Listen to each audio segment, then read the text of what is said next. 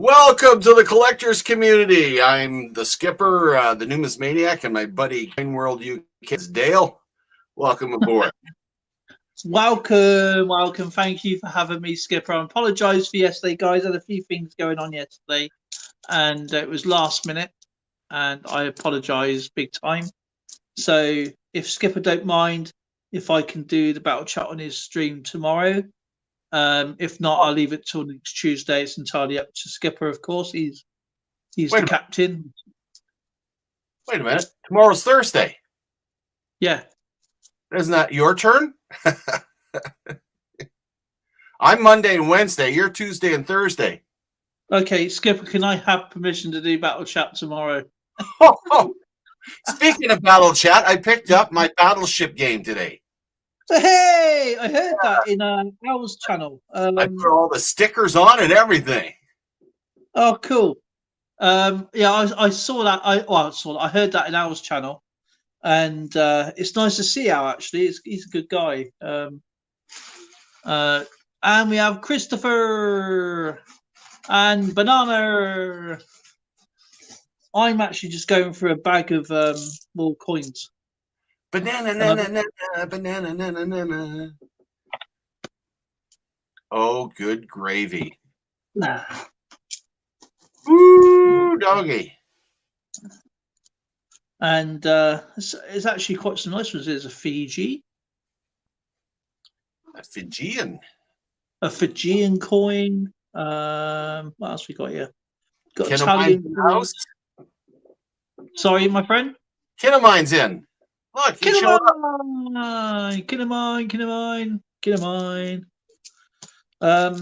We have. I'll tell you what. Oh man, just dropped them. Hang on a second. I just want. Right. What's that one? My eyes are terrible. My eyes are dim, I cannot see. I have not brought my specs with me, and I can't see that coin worth a darn. Oh, upside down I could. It's Netherlands, 1 cent. And what's the name of the Queen of the Netherlands? What's the name? Wilhelmina or what?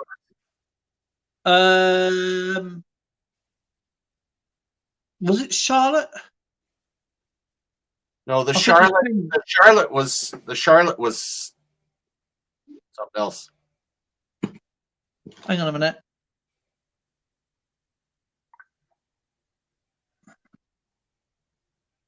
Juliana. Oh, Juliana, yeah. Depends on the year because they go up to so many years and they change, don't they? Mm-hmm. I think Sweden does that as well, don't they? If I remember rightly. Sweden or Switzerland. I don't know. An urban treasure hunter in the house. Charlotte was Denmark. Christopher Ty says. Yeah, Charlotte was Denmark. Un peso. Mexican. Mexico. I think it's Mexican. Yeah, Mexican with the snake in its mouth and the bird, the eagle. Sat on a pear tree. What does the Mexicans say when you shortchange them? They say, "Senor, don't peso me off." I was going to say, many back all your life. Oh, this looks this looks like a coin to me. Why am I surprised? You know, I can't even bloody read it with a magnifying glass. Oh, it's Greek. It's Greek. Telo enobotilius nero pericello.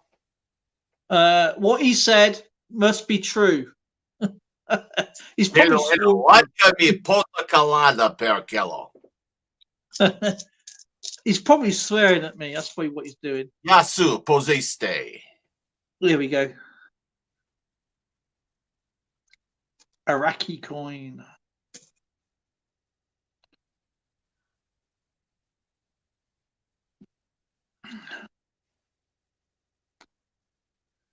I believe. Is that an Iraqi coin during the time of their great dictator?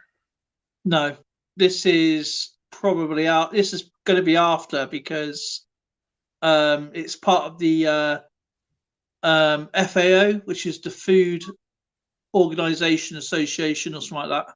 Mm. Or is it the Food Agricultural Organization, something like that? I wouldn't have. Actually, I don't have a click, and it takes 100 clicks to make a clue. Oh man. What else have I got in here? See what else I got in here, Skipper. Yeah, I got a bag. Got a bag. I found a bag. Ooh, lots of them. There's another Iraqi one.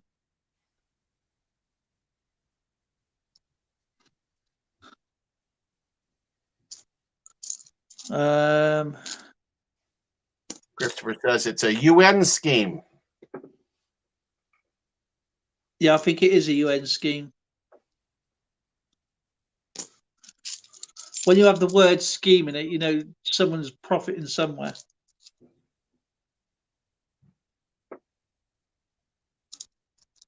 It's the word scheme, right, Skip? Oh, I always so how are you, Skipper? How is everybody in chat? How is LA, Las Vegas Urban Treasures? Christopher Ty? How are you walking them in? Oh, there's one coin I do like from Spain, and that is when they show the World Cup. And see, on some of them you get the World Cup on there. 1982. It's got a football on it. There's quite a few of them to collect, in fact, from Spain in '82. I don't know if you can see the football there to the top left, just there. Yep. With 82 on it. I do like collecting them. So that's pretty cool. Oh, this is something you like, Skipper. A 1991. So this is from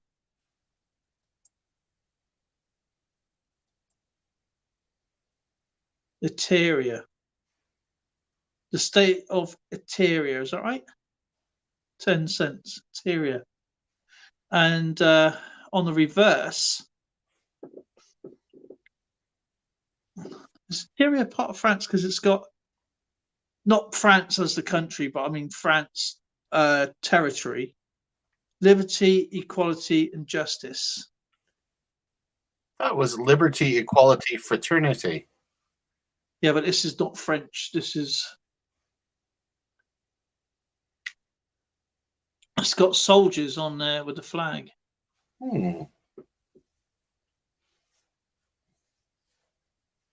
It's too shiny. Shiny. Should make you big so I can actually focus, even though I don't think that's going to help much. No, I don't think it's going to help much, to be honest. You see that all right? Yeah, I actually could focus on a little bit. I can see some little men with a flag. Little men. It's about the same size as a rosy dime.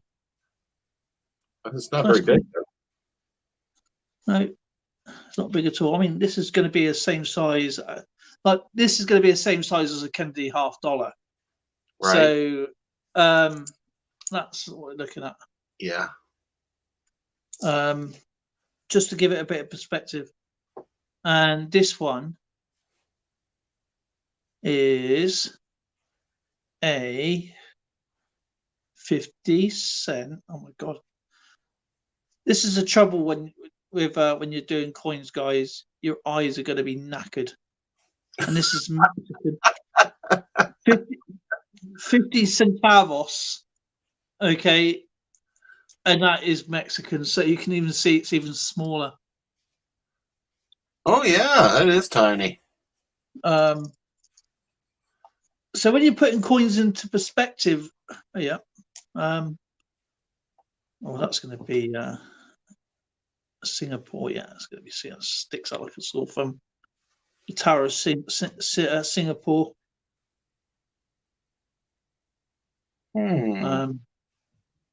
Again, the same size as a rosy dime. Mm-hmm. So 2 coin, exactly the same. Oh, I've got lots of money here. I got $100 here, but it's 100 pesos. 100. What is that? 60 cents or something? Yeah, something like that. What are you doing? Looks like I just give birth to coins here, Lauren. Oh, we got looks like a Ukrainian coin. Yep, it's Ukrainian. Cool. We got the trident there for Ukraine. Hi, Neil. No, We got Madwood barbecue. Hey, Madwood. Tanzania, that should have an animal on it. Yeah, it's got a rabbit on it. Tanzania. A little wabbit. Or hare, whatever you want to call it. No, Dale didn't say his singing was poor, but he kept going on about, I can handle hot food. I can eat that stuff. I go, yeah, okay. You can eat sulfuric acid too. You know, that would be great for the body. That's all right. Well, my insides are knackered anyway, so you know, you don't want to. Oh, you don't want to drill a hole straight down right to the butt. Well, I might as well. Saves a lot of digestion, then, doesn't it? You crazy bugger.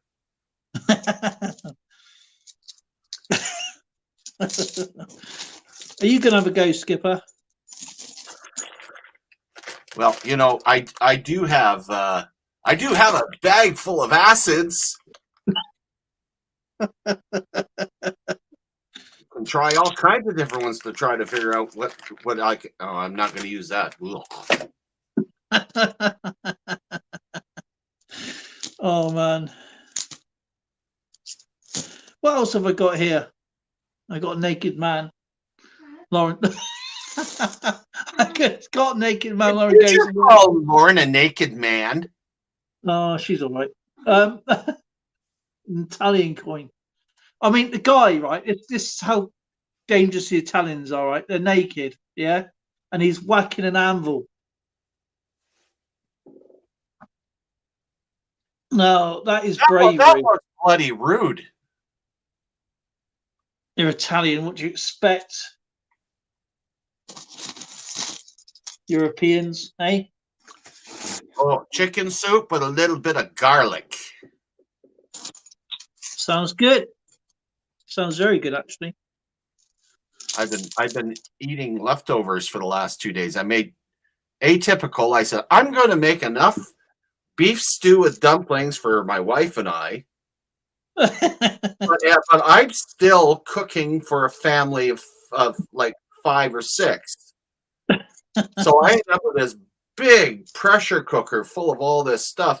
So I'm going to be eating stew, which is great, for the next 3 days. Do you know, I was about doing a stew on Sunday. Actually, I might do that. I might do a vegetable stew on Sunday to Zoe and Lauren. It's going to be quite nice. Actually, I'm going to put dumplings in it so I can have just dumplings and the dumplings. gravy. What else have I got in here? I've got thousands of coins in here. Thousands of coins. Thousands of coins. I love my new challenge coin. I can show it I off. know. Do you know what? Please watch his video, guys, and don't forget to leave a comment because you just get ripped. You just get ripped apart. Don't leave comments. This is for the Redwater detachment, which is just down the road from where my little sister lives, way out in Thorhild, Alberta. That one, yes. Another challenge coin. Yay! Yay! Who else we got in here? We got Kinnaman, Madwood Barbecue, Neil, and Christopher. It's good to see everybody. And, so, should we start putting bets on to see how long it's going to take that package I sent you to get there? I've been calculating how they shipped it. They said it's going by container ship. So they're going to put it on a stagecoach to go from Western Canada all the way to the East Coast. And they're going to run it down by Pony Express down to the Panama Canal. They're going to put it in a container ship in the Panama Canal. Then it's going to go via China. And then it's going to get delayed because they're having problems getting through past Taiwan. Then they're going to realize, oh, we got to go around the they're not going to be able to do Suez Canal because it's probably got a container ship that's blocked it again. So they're going to have to go all the way around the Cape, and then they're going to go along along at the African shore. Then it's going to land in Portugal, drop off some cargo. Then it's going to end up going over to Brighton. And then they're going to realize, oh, no, got nothing to drop off here. We got to go someplace else. And they're going to drop it off some obscure port in the British Isles. It's going to end up in a freaking postal strike in the UK. It's going to sit there. I'm going to give it 9, maybe 10 months before you see it. No, I reckon it's this way, right? I reckon it's gone this way. You've posted, it's gone to Vancouver like as normal. Okay, you posted it's gone to Vancouver. It somehow landed up in the Northwest Territories at Buffalo Airways. Okay, they've taken it by what's those sledges called you have over there? There's a name for them. It's big sledges. Are you talking about dog sled? Yeah, they're dog sleds, but these type of big sledges you have. Toboggans? Not toboggans, they're called something else. There's a name, they're huge. They're huge, and they carry cargo, and there's a name for them. There's a wait a minute. You're talking about over land or on the water? On land. On land. It's called a truck. Yeah.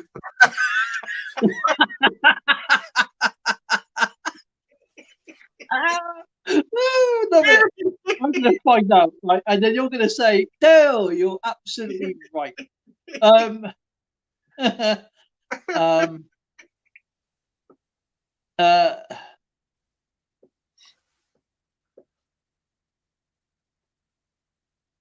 thought you were going to say it was put on a caribou's back somewhere.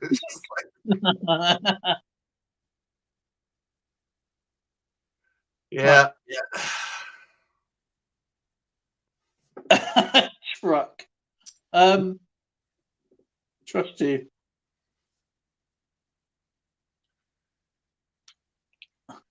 But our trucks go during the winter go on ice highways because the muskeg is frozen then.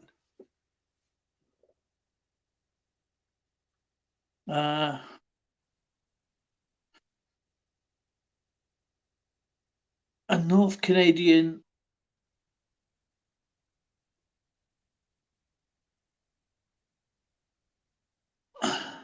Oh, are you reading what Neil's saying? Here's the skipper. I sent Dale some pictures of my copper rounds, and his reply was, they're pretty nice. I was waiting for him to tell me off, and it did not happen. No, they're actually quite cool. I'm not saying don't buy copper rounds. I'm just saying be careful when you buy copper commemoratives, because there depends. I mean, if you're getting quite good price, then yeah, keep them. But if you're overpaying for some, then don't. So what I'm doing today, I'm wearing Zoe's poncho, so because it's quite cold here today.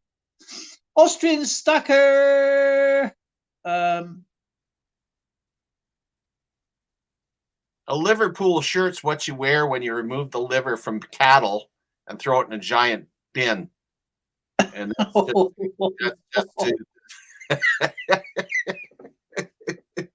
what you call the big bin, the Liverpool.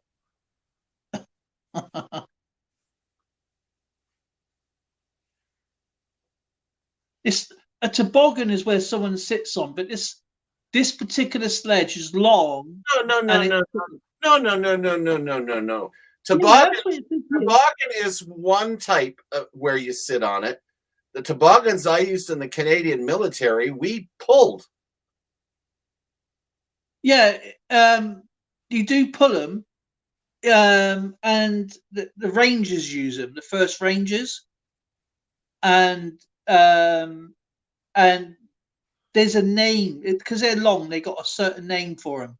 They get pulled obviously by the bikes, or dogs. Sergeant of the Royal Canadian Northwest Mounted Police. Coming around. Great to see you, my friend. How are you doing? Yeah. Anyway, these particular sledges, that package you sent has gone by one of them, all the way over the North Pole, heading south. Yeah, heading south. Okay, and they realised that they took a wrong turn, and they're coming back over the North Pole. They are now heading by canoe to Iceland or Greenland, and they're staying there for a few days, having a cup of tea, and then they're going to waiting for another boat to come past, hopefully a cargo ship, and that's going to head back round South America down by Argentina, because what's the point of carrying all that? And it's going to go past up to Hawaii, then it's going to go all around to Japan, and then they go. Now obviously, they're changing port again, so it's going to go back the opposite way around the Earth, and that's how the parcel's going to be doing. I sure hope they don't send it to Japan, because they're notorious for sending them to Vietnam.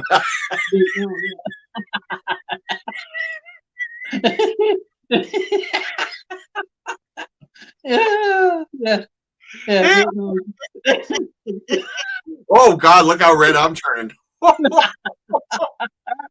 Yeah, they're going to send it to Vietnam. They're going to open up the package, repackage it again, and then they're going to say, "Congratulations, we're going to send it off to Great Britain." Yeah. For those of you that are coming in late, we're discussing the parcel that I sent to Dale, and they told me, what, how do you want to send it? You want to send it by plane? It costs you $150, or by container ship, and it's $75. Well, I went, oh, container ship. Let's send it that way. But so we're discussing the routes and how many months it's going to take to get to. Or what they've done, they threw it into a bottle and they threw it out at sea. It has to be a big bottle. And it's now bobbing away somewhere, Oh no, Tom Hanks is going to find it on his island. Yeah. Nelson!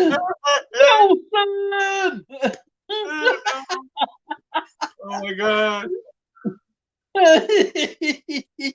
Or is it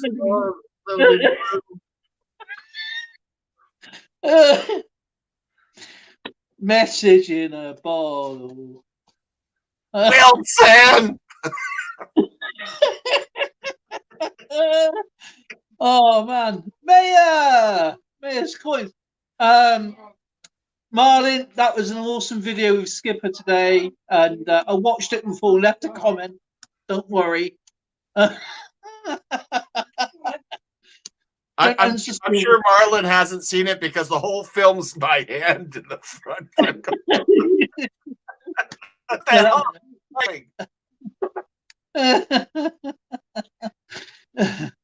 The day I'm going to get that package, the earth is going to dry up. I'll be able to walk to get it. And then to add, then to add a little salt to the wound, you thought my package was Darren's.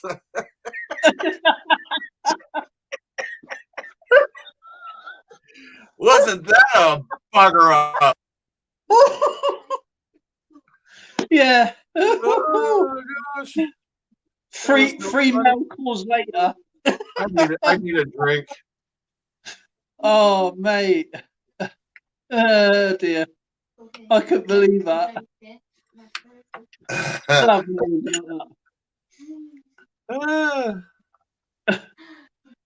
Oh, man. I missed Darren's mail call up twice.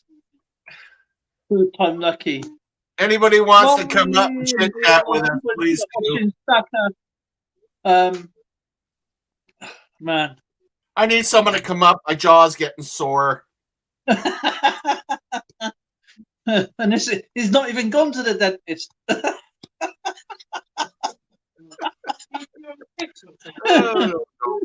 No, let's not talk yet. The one thing I say about dentists, they sure do have a lot of pull. This ain't pull your beard this time. They're all a bunch of bloody Yankees.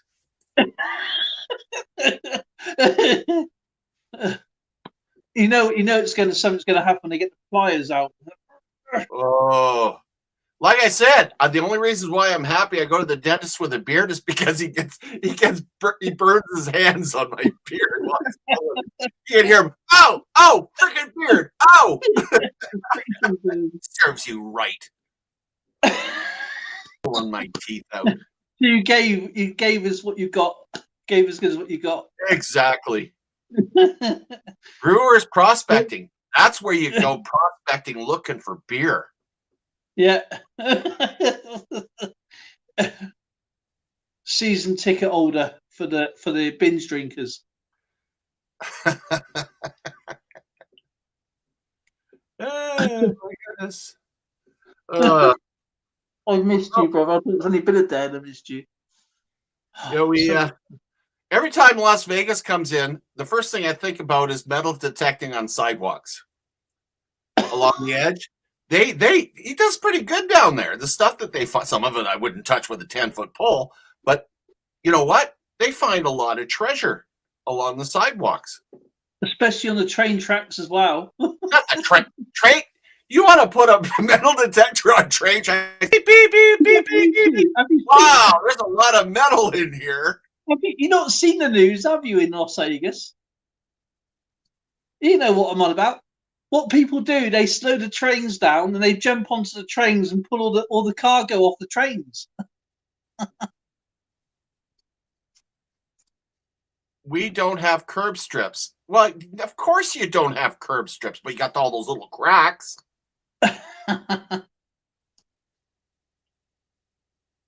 Yeah, I know. I've walked your concrete city, staring at your fountains in the middle of the desert and all your poker rooms. No, there's Al. Al's here somewhere then. Nicole's here. Nicole, that's a courtesy stop because Nicole's busy with Al. They're doing a live stream too. I think he's on till 5. Yeah. But I put in to say hello to everybody. I noticed. And I know you did. I heard. And the beer helps the prospecting and the beard. Now is that by drinking it so internally, or do you rub it on your beard? Because I wonder if it would make my beard look more stout. Don't he? If you look at his picture, babe, and they done a good job on his beard. Brilliant, yeah. Which picture are you talking about? Well, we got you on the TV. I got you on 3 devices. So obviously, it gets you more views. So like this one, this one, and this one. Good. So great. I got you on the geez, computer, Santa. I've got you on the TV, and I've got you on my phone. So,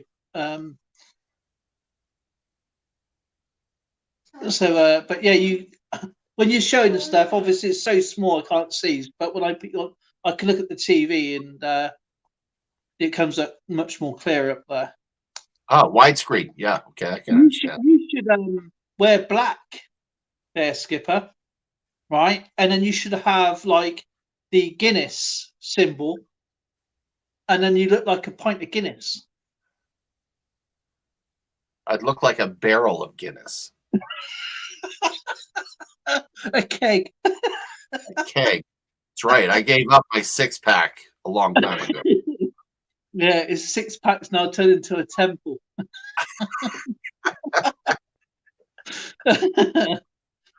Yeah. Oh man. Yeah, the big discussion today is what do you do with a metal detectorist when you can't do any metal detecting? What do you do when the metal detector is stuck in the snow? You carry on.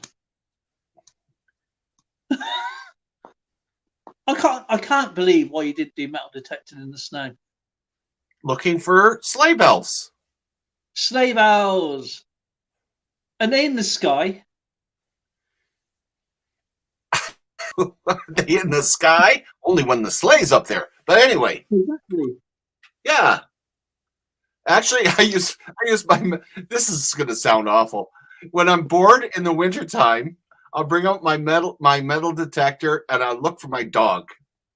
And of course, he's wearing his collar with all his tags and beep beep beep beep beep beep. It drives him nuts. Get away from me! Leave me alone. What is that thing? It's beeping at me. Lightning. Brewers Yeah, Cross. When you go outside and you take and lightning goes up with, and he's in the snow, he's hidden.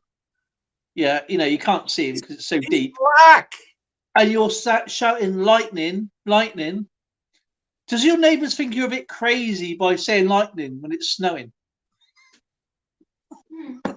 No, because they don't hear me do it because he only goes in the backyard. I never put him out loose in the front yard. Oh, okay. But what you've got to see is this black lab who hates water, loves snow. He gets out there and he goes nuts, and he comes in, he's soaking wet from all the snow. And oh, please don't! I hope you weren't rolling in that yellow snow that you put out there. No, that's not good. He probably evil arch conservative. Yeah. Can start prospecting in the winter. Try doing some panning in the frozen rivers here. You have to. It comes in cubes when you smash it. Yeah.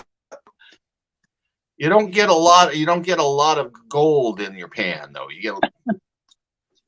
But it does make it interesting. Yeah, it makes a. Hey, actually, you can do doing some panning in the snow.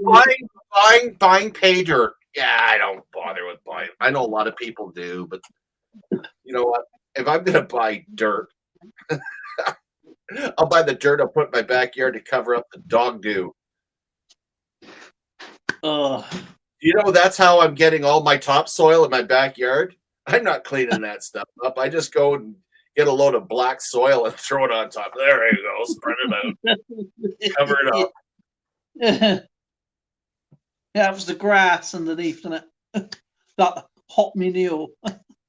I don't metal detect in the cold weather. He's in Las Vegas. Cold weather down there. I've been down there in January. 70 degrees. They're walking around with jackets on. They've closed all their pools. And here's all the Canadians walking around with shorts on and t-shirts going, why are the pools open? That's what I did in Texas. I went over there in February one year, and February, obviously, it was the time when I, in 2002, when I took my mum, and it was icy and cold in Canada. And as we were flying, you can see the whiteout on the ground. You know, complete. You can see the line. We got to Texas. It's clear as anything.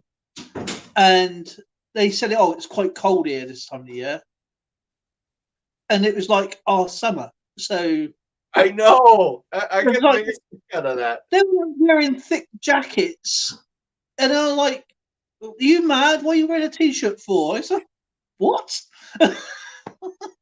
That's why I love going to Vegas, because the last the one I'll never forget this. I went down with Andrew, and I'm walking. Where the heck was I? Oh, I was walking from the Strat to Fremont Street, and as I'm walking along, just palm trees everywhere, and I'm in t-shirt and shorts and just relaxing, and it's like 70 degrees out. It's beautiful. And our Trace calls me on Skype, and there she is. There's 4 feet of snow here, and I go, "Honey, look." I won't repeat what she said. I sort of can imagine.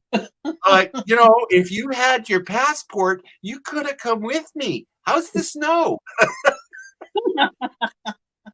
Rub it in a little bit. A bit of British then. Oh, they got snow on the mountains, and oh my goodness, it's down to 60 degrees Fahrenheit with wind and rain on the way. Actually, they need the rain, especially around their lake there. I've just lost the name of it. The one with the dam that's almost dried out. Help me here. Oh, Lake Mead. Lake Mead, yeah. They keep finding barrels with people in it. They're still from the 20s. I think that last one was like the 1970s. It's still 50 years.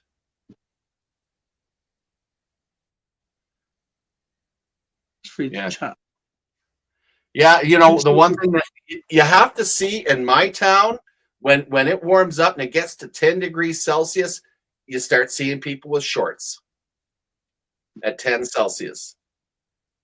It's crazy. Wow. It's crazy. It's like, okay, when we're used to minus 50, yeah, 10 Celsius is balmy. Minus 50 is still hanging your washing out on the line because it still dries.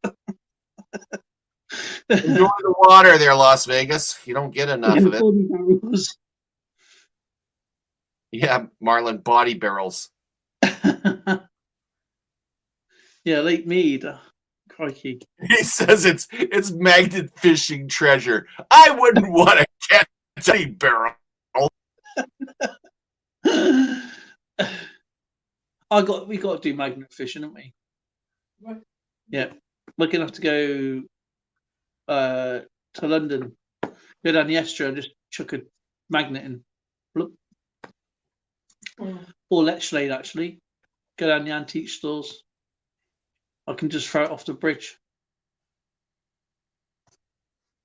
Yeah, I'm curious to see how the weather pattern is going to be this winter. I have a hunch that we're here in Canada are going to get a lot of snow. It's going to be one of those really wicked winters this winter. And if we are, well, we hunker down. I got enough groceries to last me for months. I want to go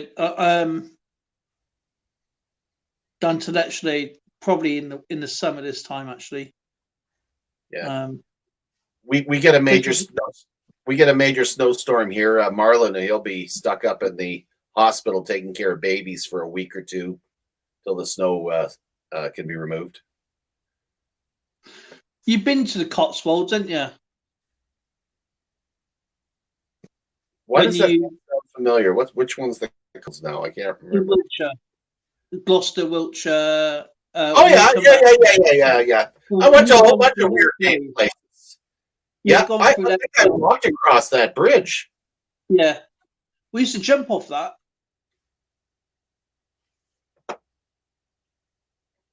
We used to jump off that bridge. Boy, I wouldn't. Not with those man-eating swans. Those swans are nasty.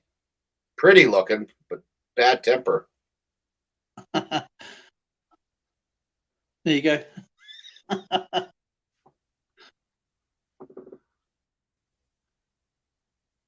There's just ones that actually. Yeah. They're not as friendly as one might think. Let's see, what do we got here in chat? Kindle Mind says, prospecting is not fun in the winter. I slipped on rock and wound up sitting in freezing water with both hip waders full of water. Oh, that sounds good. Had to walk a mile back to the vehicle, splashing on the way. I wish I could have taken a photo of that one. Everyone is predicting lots of snow here in Indiana, says EAC. Mayor Video says, our affiliate, Rogue Magnetics, only ships in the USA. Why am I not surprised? Yeah. One of my greatest frustrations with a lot of these outfits, including collectors, will not ship out of the country.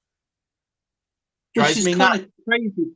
You're losing 3/4 of your customers. Yeah, I won an auction online for a coin. It was a beauty too. Come back, he says, oh, I didn't know you were in Canada. I don't ship there. I says, it's one coin. It's okay, I'll cover it. No, I'm not going to ship it there. It's way too much money. So he refunded me my money. I'm like, oh, come on.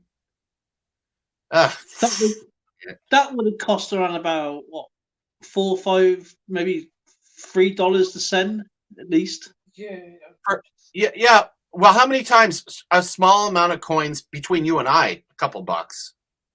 Yeah, it's ridiculous. I mean, there's a guy who lives in Australia, and he send his products to America and everywhere else for $5 or $6 on top of what he. But Great Britain, he charges like almost $20 extra, which is crazy because it's Commonwealth. And I question it. I goes, why are you charging like $5 from Australia to United States, which would be about $14, depending on the package. But you're charging the Commonwealth country, which would be around about £6-7 or $9 at least. I don't understand it. But you don't ship to Great Britain anyway. I don't understand that. I don't either. It's like some people in Hawaii, like Sheldon was saying, when he buys stuff from the mainland in the United States, they say because you're not mainland, it costs more, which it isn't. It's exactly the same price. It's crazy. When you get Marlon up or calling around, or Neil, EAC. See, EAC says you're having snow soon, right? So Polar Bear is going to be happy.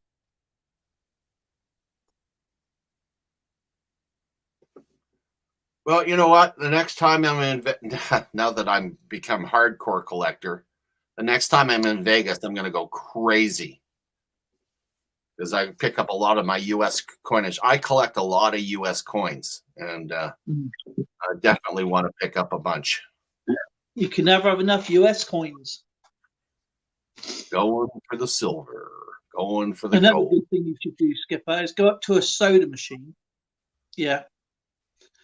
Have some spare change, whack your change in and refund the change. You get in that way you might find something cool out of there.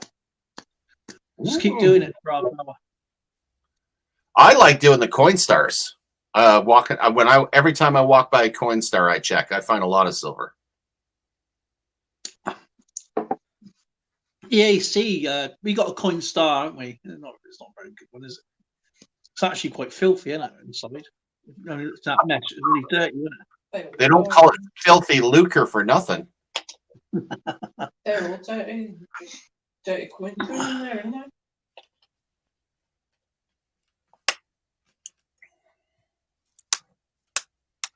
What is a broad bean? A broad bean is basically Looks like a kidney bean. Yeah, it looks like a kidney bean, but it's better tasting. No, a broad bean is Mr. Bean's wife. Hey, you broad.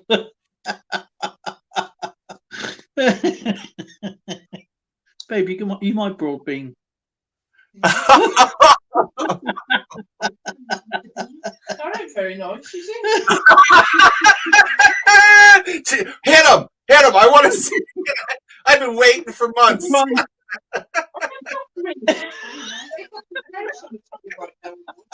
She's gonna bean you.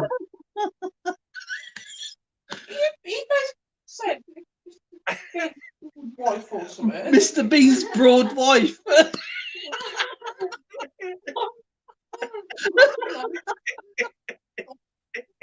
Mr. Bean's broad wife. Here you go. Right. Bit hefty. She has a little bit of trouble getting into that little car. Puts her on the chair on top. Yeah. One does the braking, one does the steering.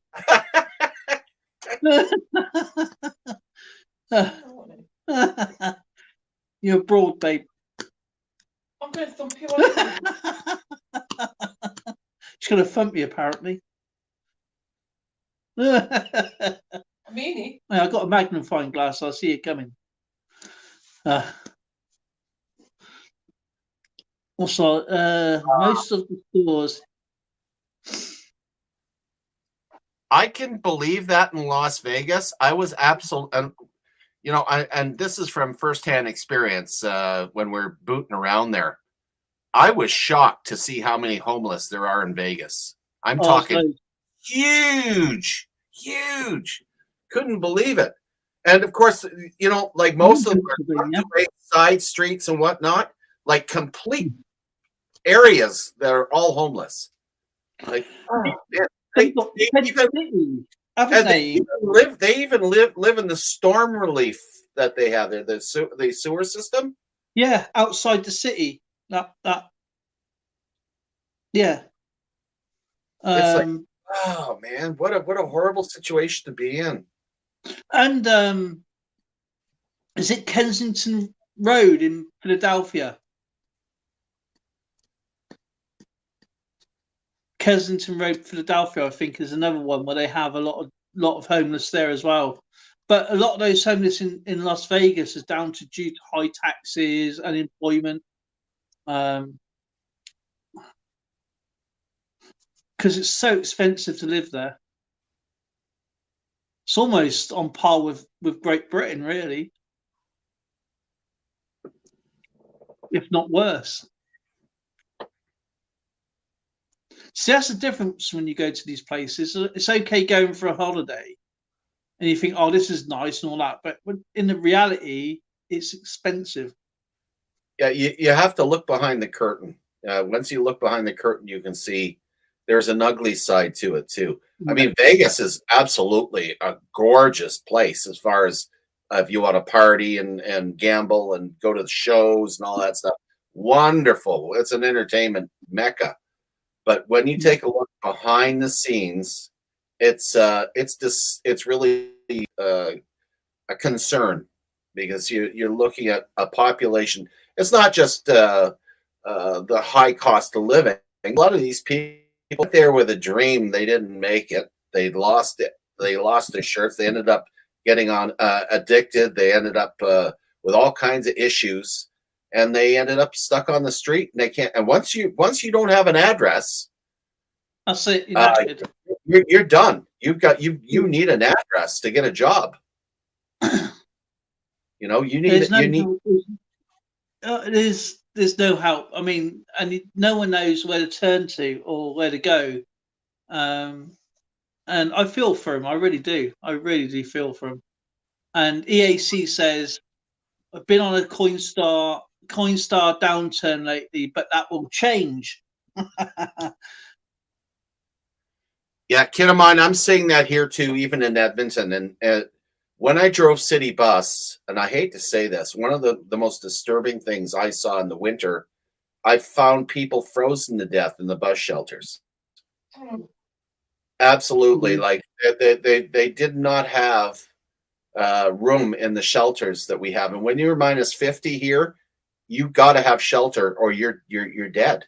There's no way you can survive it. Frozen. And I'm seeing complete families now homeless, which at one time, I never saw that, but now you see complete families living on the street. Yeah, It's that's happening here right now as well. Very right. There's what 20,000 people, British people, who had their own home paying for mortgages, and because of the high taxes and that, they reckon there's going to be worse. About 40,000 people next year, families homeless. They're not building homes anymore here. They're not even thinking about building homes, and they're only building homes for people who can afford to have a mortgage, and they're stopping mortgages at the moment because of so if you've had a mortgage and you're ready and you put into it, they're returning the mortgage payment and all that, where you can't go anywhere, so you could be stuck in limbo. And that's another way that you become homeless, especially if you've got no backup to go to. And families now are moving in with families, you know. it's becoming generational homes. Yeah. Grandparents, parents, children, all under one roof.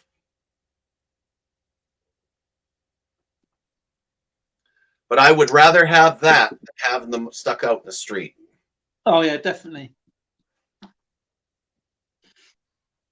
And the law changed back in 2017, I think it is here. If you own a property, you buy a property, and you want to rent it out, it's actually illegal. You have your mortgage. They're now saying mortgages here has to be 2 splits. So if you want a mortgage to rent or a mortgage to live, so you have to read your terms and conditions of the mortgage, because if you're buying a mortgage to live, you can't rent it out at all until that house is paid for. Wow, And that is different. And that's what a lot of people's done. They've bought homes. They bought a second home, renting the other home to make money to pay for the second home, which is now against the terms and conditions of mortgages. And people who's guaranteed or don't been a guarantor could end up fitting the bill for that mortgage, because they can't afford to have 2 homes. It's ridiculous, and the mortgage payments, it's got to be something like 60,000 mortgages this year will end on the fixed rate mortgage, and because every stream. Oh, bless you. And, and now the increase of living, that's put an extra £5,000 on people's mortgages. They're all saying bless you, by the way. Dime bag. So yeah, there's going to be more homeless families next year. We just hope that where we rent, that the guy either has paid the mortgage off and he can rent it, or the law has changed where we could be homeless any minute because he may not have a commercial mortgage. That's lovely. Because the law's changed on it. It's like similar to hire purchase vehicles. You can't sell it until you own it. And that's what they're doing with the mortgages now. So you can't go out and get a second home to compensate. So Wow. It's killed the housing market. Yeah, I would say so. That would never go here. Never go. Wouldn't go in the States either. You have a mortgage, and you want to rent your house out. It's your house, even though you have a mortgage on it. And a lot of people are doing it, buying and selling. They'll pick up a house, they'll flip it after a while if they want to, or they'll keep it on as and then all they do is they pay capital gains on what they make on the house. Now that's what they used to do.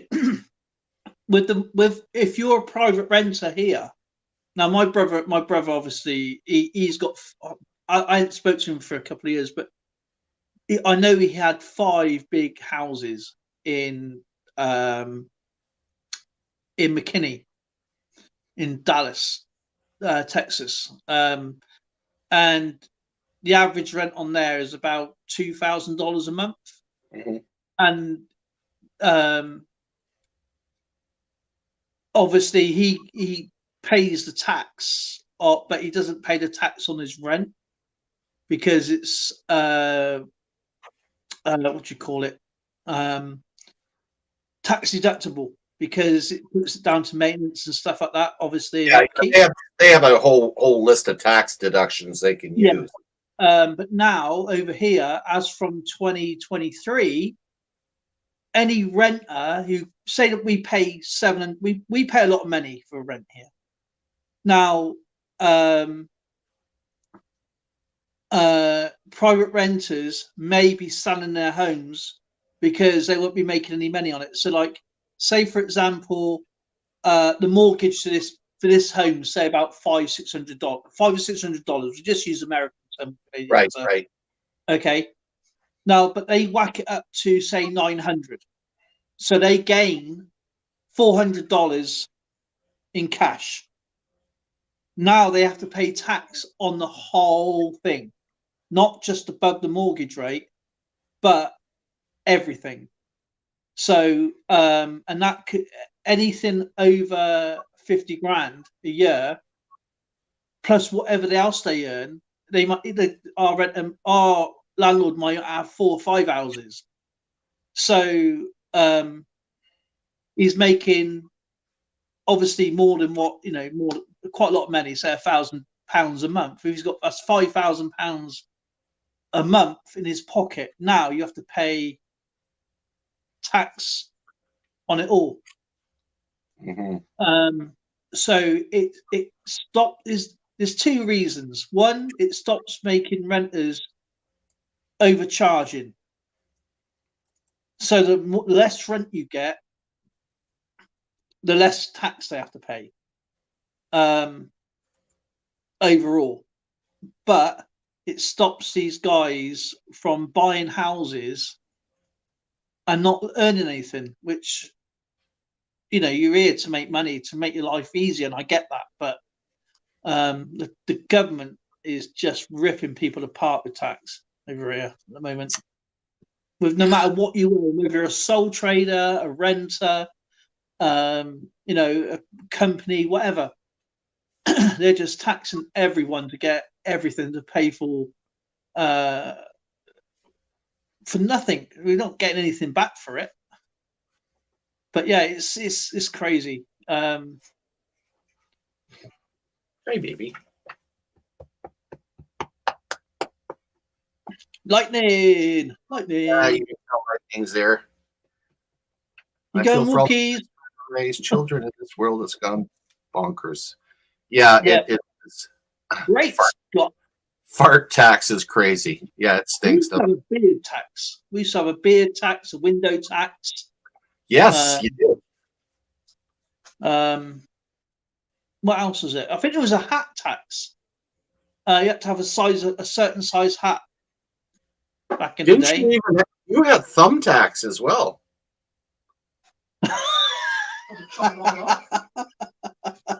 Yeah, you push him in and get money for it.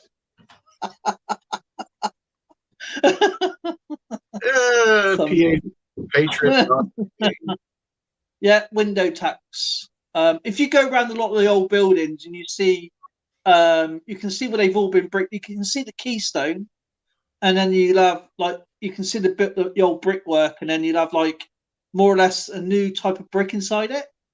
But you can tell it's still Victorian or Edwardian or whatever.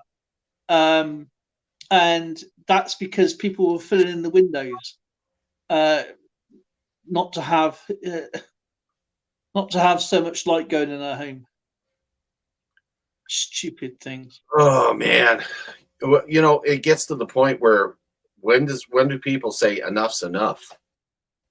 Well, you've had that in Canada not so long ago when people had enough, when all the truckers. Oh, won't even go there. No, won't even go there. It's So yeah, I knew that was going to be a lost cause right from the very beginning because the government wouldn't listen. They couldn't see it. I think the government would listen. I think it was just down to Trudeau, not just being an Well, arse. he's running the Liberal government with an iron fist. He is. You know, and he's got the NDP under his thumb, and he's got the Bloc Quebec. Wow, they're a separatist party. They shouldn't even be in our government because the fact they are separatists. What are they? I mean, what is that? The Bloc Québécois is a political party that's only in Quebec.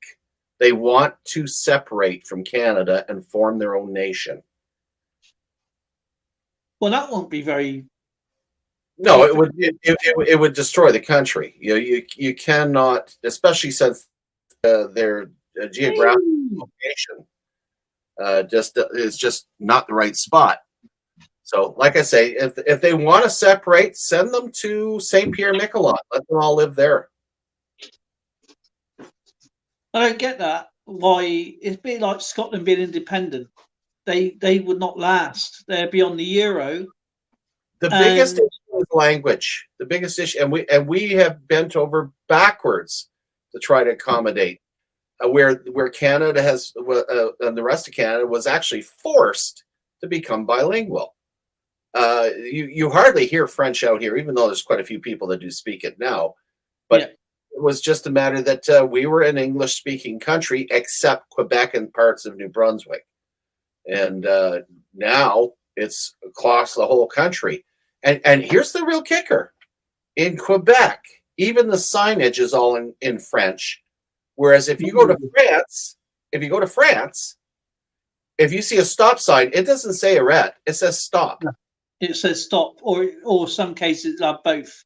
Yeah, so they're more of a stickler in Quebec about French than in France. Yet France looks Quebec French, not really French. You some backwards people over there, you know.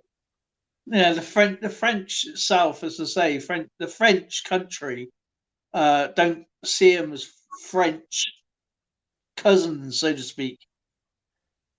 Oh yeah, I had my buddy Bill tried to order some food in France while we were there, and the waiter got mad at him. He says, you speak English. You're not speaking that stupid Canadian French there. Okay. I guess we better not speak French. My brother, how's it going?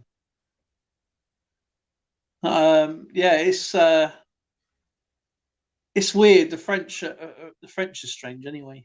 We got Steeler Stacker in the house and Great Scott. You're gonna have to put Steeler Stacker as a moderator and whack his channel in there. Whack? I'm not gonna whack his channel. Whacker. Okay, let's see what I can do about that right now. Hello there. Come on. Here we go. Steeler Stacker is not. Add a moderator. Boom. There we go. You can whack his link in there. Did I miss anybody else? Check out the channel, guys, and his live streams, and puts up some amazing coins and notes and history. Great there now.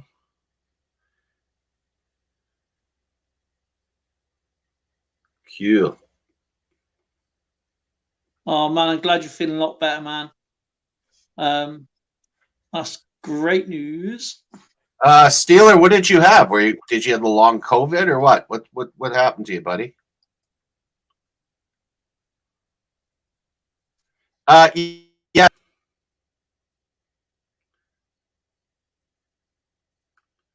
Yeah, so that you want to leave your links, you want to come up and talk to us. This is pretty open. The only thing we keep an eye on is if we end up with some trolls in here, we'll make sure we deal with them with the hammer of Thor.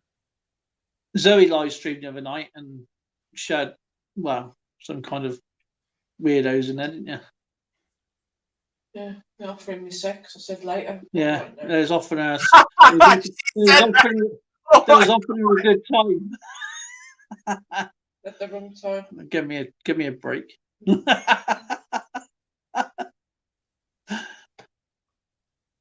Sorry, buddy, I'm celibate. Go away.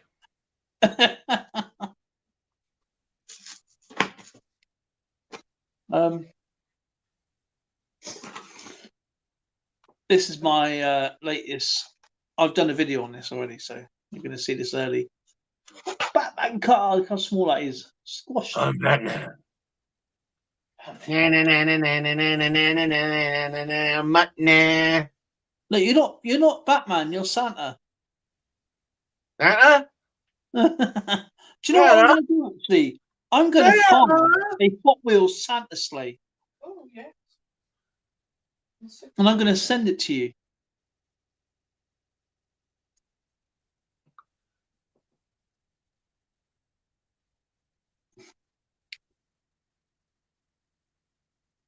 Hot Wheels. Neil, no, that's definitely not Lady Bravin.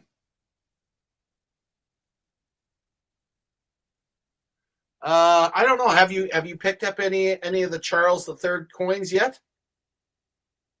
Dale? No, I haven't got. Oh yeah, I've ordered them. Got them on the way. They won't be released till 31st January or February. So I've got mine in early, so I should get a really good low serial number on them. Look what I found! What did you find? Hot Wheels Santa sleigh. Oh, I love it. Let me see. I could just look at the telly. Do you know? I have to admit that I'm a little bit naughty myself because at West Edmonton Mall we have the and same with Southgate, we have the Lego stores, the big Lego stores. Yeah. And when I walked through them, I get pulled over in the face. I can't Santa, wait. try this Lego out, Santa. All right. I bet you're a celebrity. It feels like a celebrity walking around there, right? At times it does. Yeah, it's a lot of fun. And a little bit overwhelming as well, I should imagine. You'll find out next week when we're all on your, and that's one of the things I want to have happen. Anybody comes up on our live has got to dress up as an elf, even if it's just a hat. No, you're going full blown elf. You're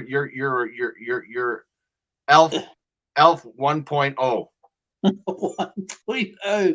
I'll say a figure 8 to be honest, but I'm looking for Santa stuff.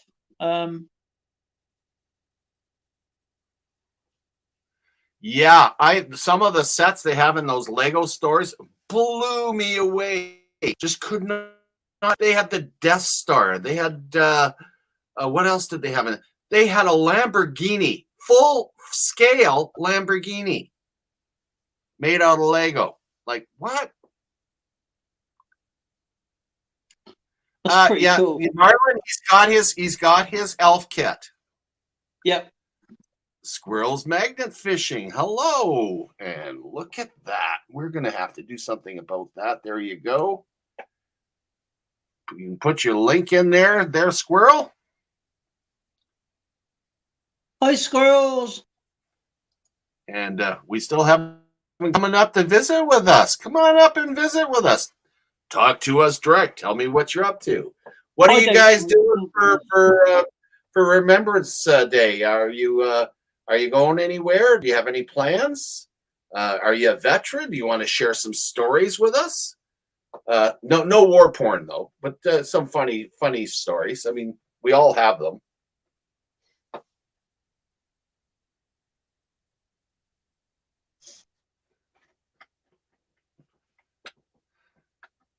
Do you know what? I'm gonna have a look round on that. I'm going to tell you a story. We love stories. Many years ago, I went on leave, and I was having such a good time that I went AWOL. I didn't make it back in time. I was AWOL 3 days. 3 days I was AWOL. And as I was traveling back, I had to come up with a really good excuse for being AWOL. So now for the civvies that aren't familiar with AWOL, it's absent without leave. Anyway, I get back to the camp. I was actually at the CFS Gloucester outside of Ottawa. So I show up, and it's a naval station. They're going, private. You're 3 days late.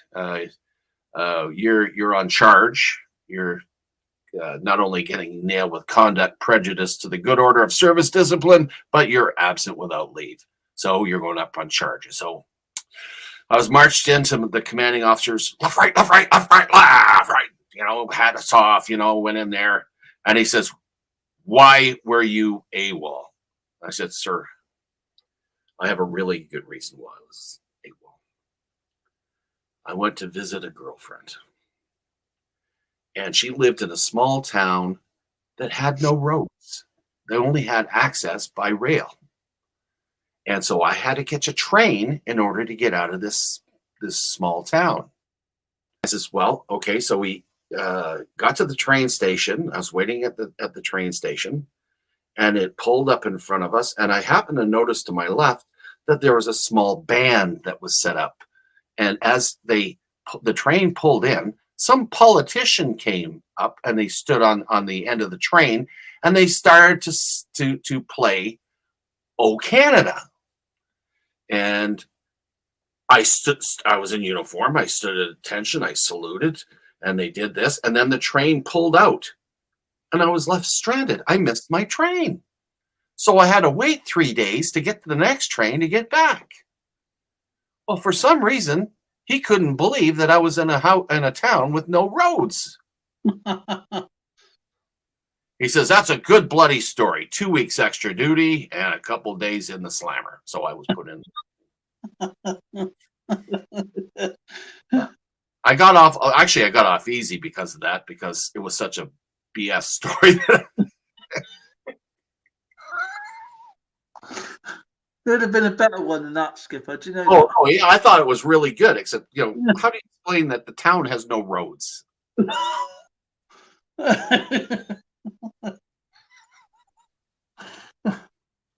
Oh, man.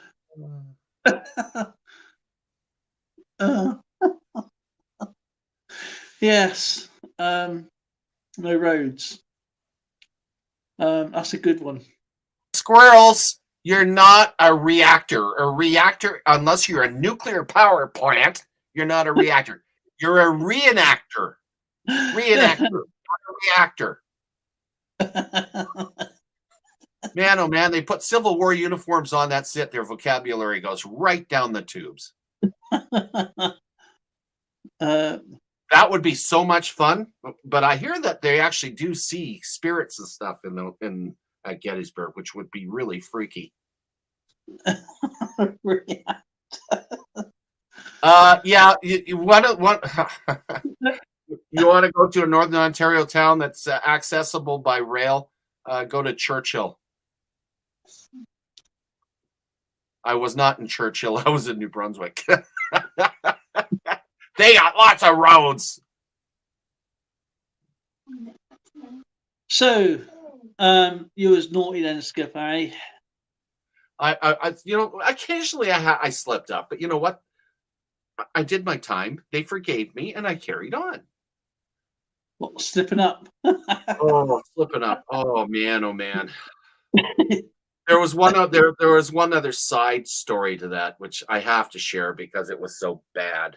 A few days when I was stuck in the cell, and the cell was so small at this station. When the bars were closed, there's no feet.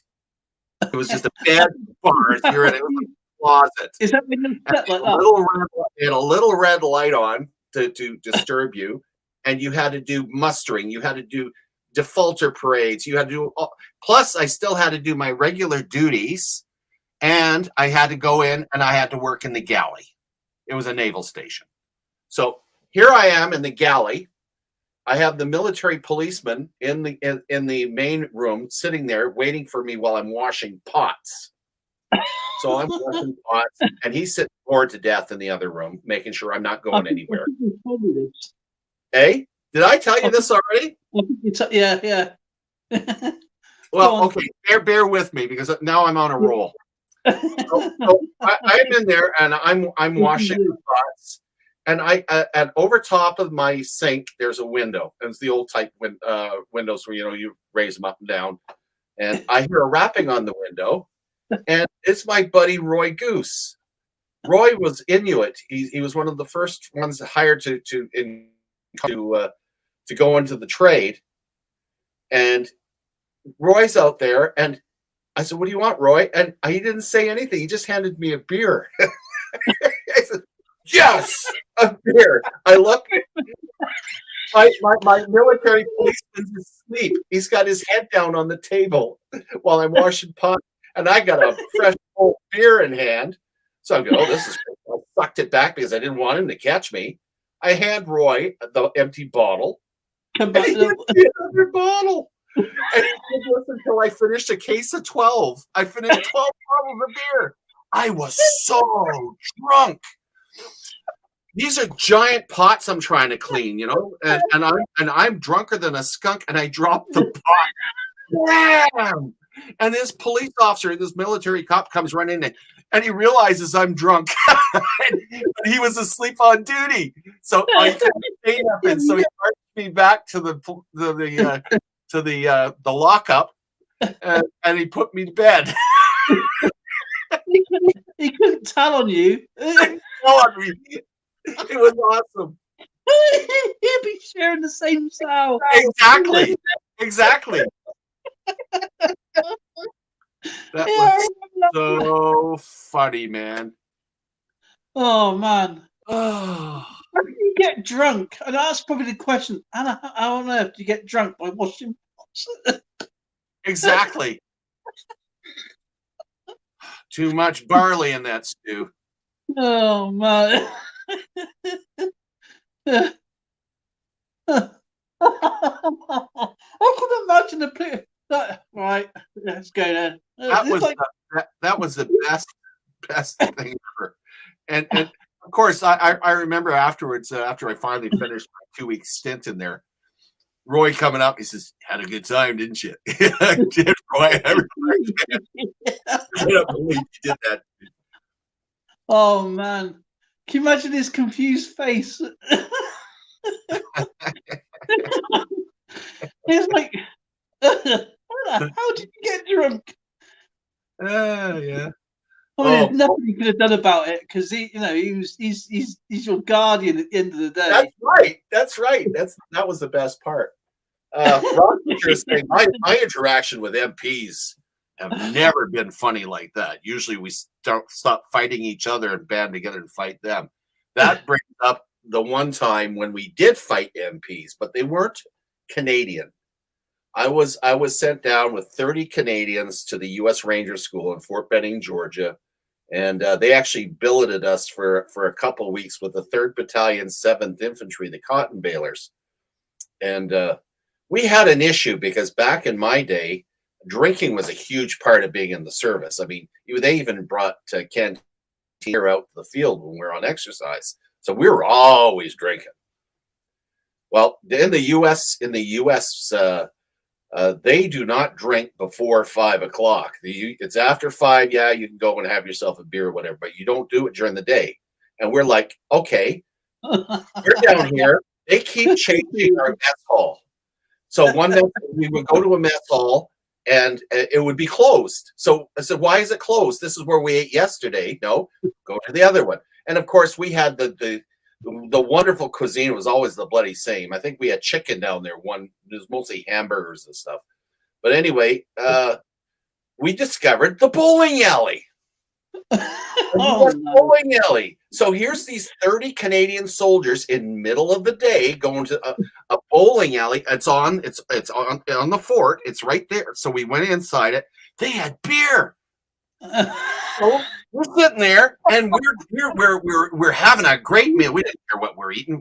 They had beer. So we drank the beer and someone snitched on us, and the American MPs came, and our sergeants and master corporals stood up for us. They had the best fight ever. Oh my goodness. They arrested all our senior NCOs and junior NCOs that were the rest of us were too pissed. We're like, whoa, what happened there, right? We lost all our cadre. They're gone. They're all they had to bring the they had an officer. What was his name? I think it was Captain Mole or Major Mole. He actually was called in because he's a Canadian that was assigned down there, and he had to try to work things out with the U.S. Army because of all these drunken Canadians and that were fighting with the military police, because those MPs in the States, they don't kid around. They really have. My sergeant's got a black eye. And, oh boy, they really nailed you good. Yeah, it's okay. I was drunk. I didn't feel much anyway. But yeah, that was our impression with the U.S. Army. Oh my goodness, their military police are not as nasty as the Red Caps. The British Red Caps are the worst. Absolutely the worst. Oh my God, I've watched. Oh, I am so glad I never had to deal with the Red Caps, because I watched a lot of their prisoners.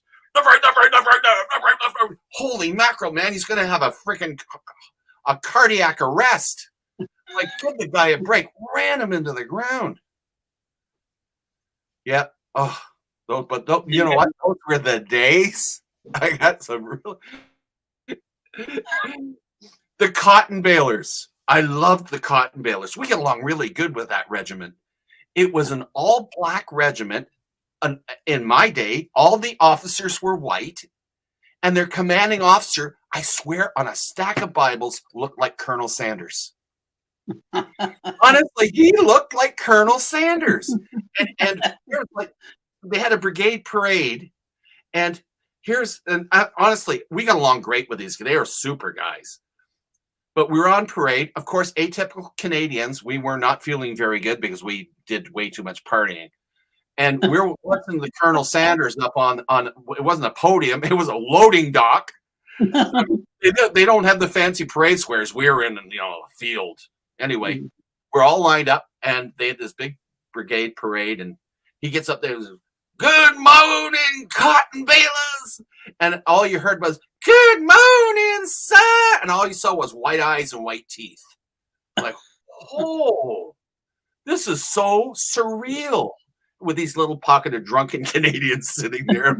Everybody. And but we had more fun with them down there until we went to the U.S. Ranger School. They tried to kill us. They're not. They're insane.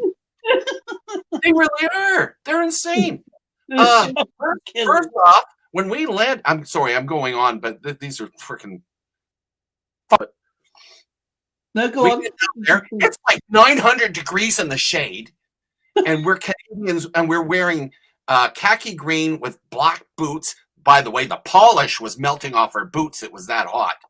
Got down there, it was red soil, so suddenly our black boots are now red. Looked like hell. Couldn't get them clean. This U.S. Ranger School that we went to, yeah, it was Fort Benning. Anyway, they put us. It was right at the end of the Vietnam War, and a lot of the South Vietnamese had come over, and they were being employed as U.S. soldiers, and they used them as Fantasians, enemy force. Perfect. They're Chinese or Vietnamese. Okay, great.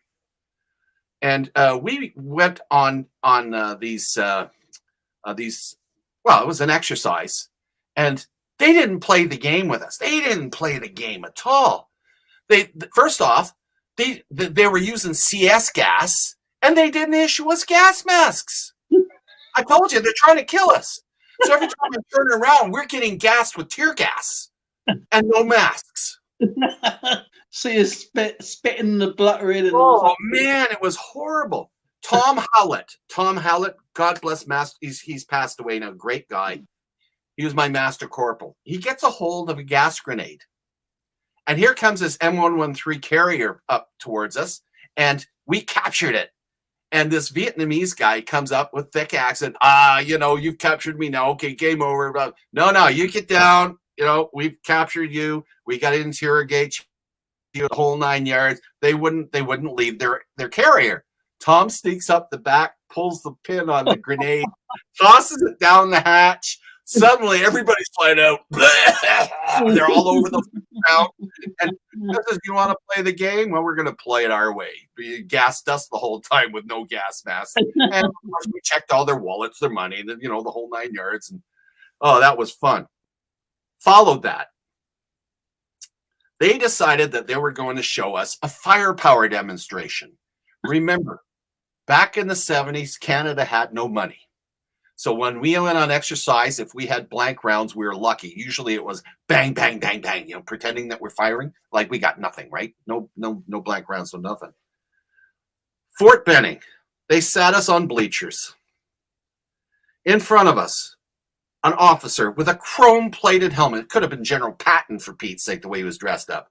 A radio man next to him, an easel with a flip chart, and he's got about half a dozen different artillery pieces, all manned, in front of us. We're on top of a trig point, which is basically a big hill, and there's a big valley, and then on the other side of the valley, there's 2 or 3 other hills that were laid out, and they had dug in defensive positions and they actually put in old vehicles and painted them up in different, so they look cam and stuff. So it looked like an actual defensive position that an enemy force had put in. We're only 30 Canadians. They expended millions of dollars worth of ammunition firing artillery pieces on this position. We're like, whoa, this is freaking cool, man. We're watching them. They're firing all the artillery going on. A special treat for you. He calls in napalm. a plane comes in, drops napalm on the position on the other side of the valley, and the heat and the shockwave knocked us off our seats. It was like you could feel the heat like this.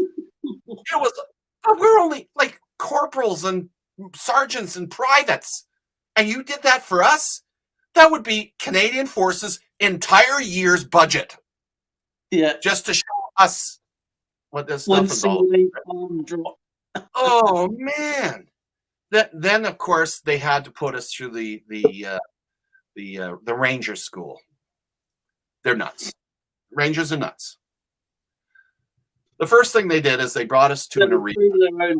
Yep, they brought us to this arena. It's like going to ancient Rome, and it's this dirt and sawdust arena. Big Ranger sign up there, and they sat us on the bleachers so that we're basically the crowd watching the gladiators going to go fighting. And they brought in these bloody Rangers to be. These are guys that are being trained. And they decided to put on a display. They had their khaki back fancy gear they have now. It was the khaki pants with the boots and the olive drab t-shirt or shirt. And they come in, Ranger. Yeah, all right, Ranger, let's see what you do. They destroyed it. Full contact. Every kind, jiu-jitsu, karate, taekwondo, you name it. They did it. Those guys were so badly beaten up, and we're like, yeah, keep it going, boys. This is the most fun I've had in ages. Then we went from there. They put us through the mock POW camp. Of course, they got all the South Vietnamese now in Fort Benning. They set up a POW camp just like Vietnam. They took our boots off. They shackled us. They blindfolded us and walked us God knows how far. All I could think about is me stepping on a bloody snake or something as we're going along, because the stuff I saw down there was not cool. got into the POW camp, and they didn't go full blown, with the bamboo shoots under the fingernails, or full voltage on the electrical devices they had, and really nasty stuff. But the one that got me, and I got stuck with it, was that pit with the snakes in it. I got pushed into that bloody pit and covered in snakes, and it was basically like a locker, and they shut the door. And I'm in the dark with snakes crawling all over me. Oh, geez, bad memories. Anyway, that was that we went through in that. When we got out of the POW camp, then we had to go on this exercise where we're walking through the field. And anybody in Fort Benning will know or been there, who knows what I'm talking about. We're walking through. We're infantry, so we're cutting through this field, and the first thing, it all happened in the same bloody exercise. They have wait a minute vines down there.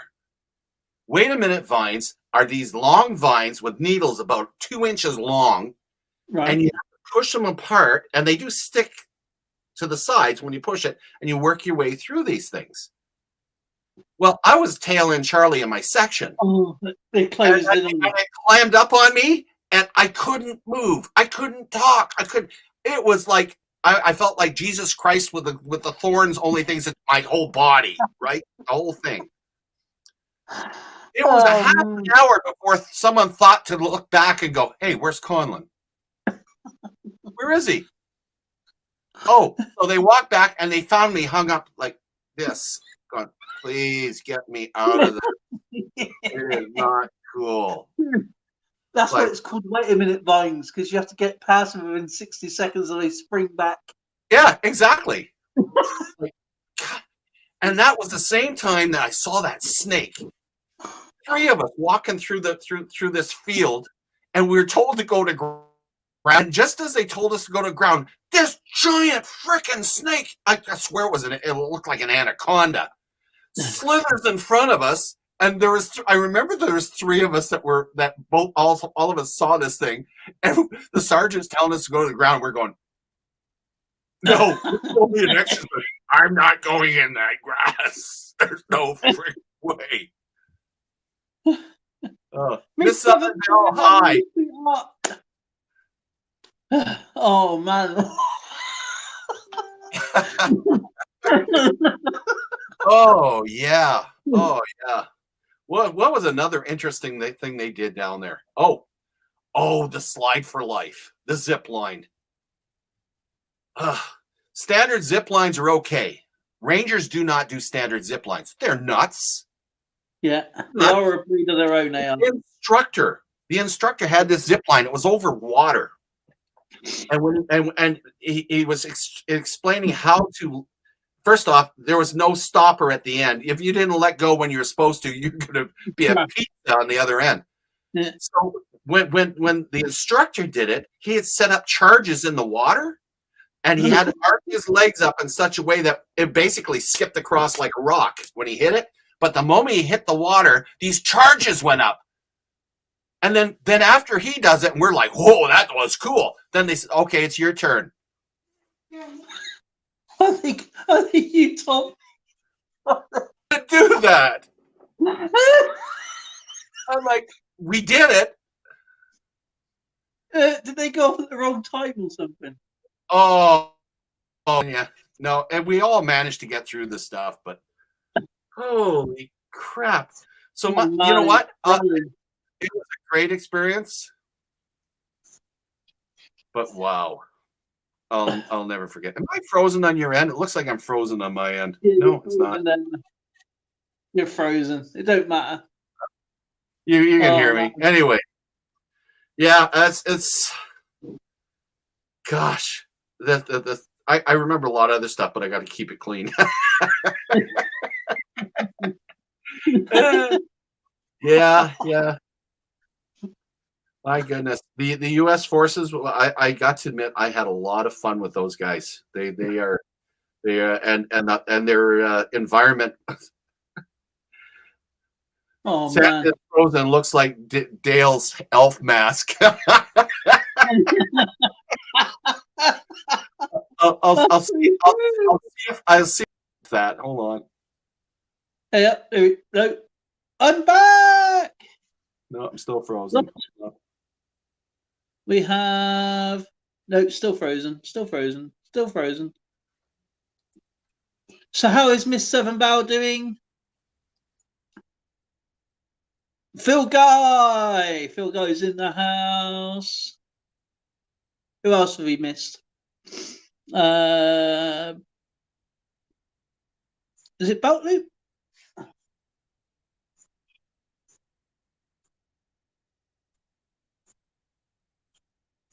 Kinnaman says, what year was that?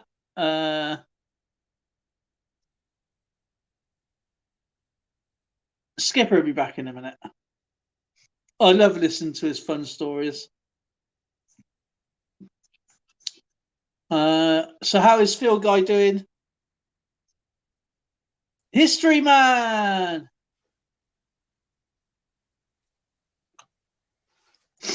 He was in the British Armed Forces. He says he's doing okay. Phil Guy says Skipper says 1975.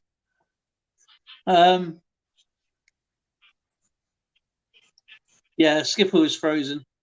There he is. He's back. Am I working there? I can't tell. No, you've got a black screen on there. Oh, what is it? What's going on here? Very strange. Very strange. He's on the dark side. I'm on the dark side.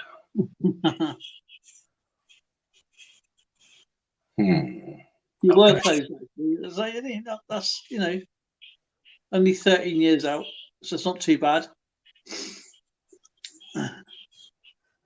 Oh, Skipper, Neil's got a question. That's what I was going to ask. A deep cameo means the depth of the coin. Yes. It's just say like you normally get a really good cameo on or a deep relief depending on the. Oh, great! We got people coming in now that shouldn't be here. Got the same ones as you. To report these. Thank you, AC.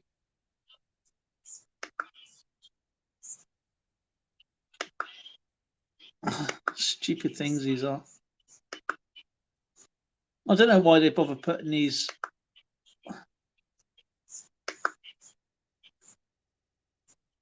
Should be allowed. JJ!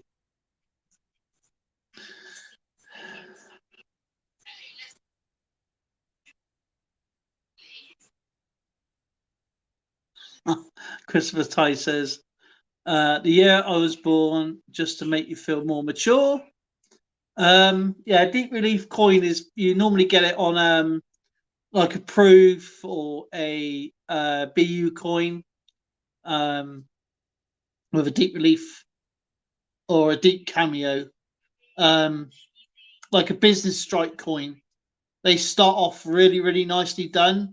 But after the die is worn down over here, if you get the coins minted early, they look really deep, nicely made. But after, I would say, the die changes every 250,000 coins. So looking from 0 to 100,000, you're going to get a really nice looking coin on a business strike coin.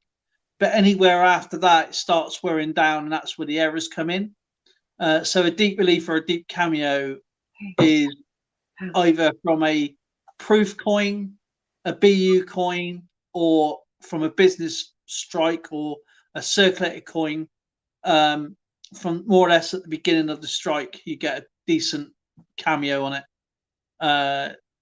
You're talking maybe an extra hundredths of a millimeter, maybe 0.02 of a millimeter better. Much you can see them anyway straight off from that perspective. I hope that answers your question there, Neil.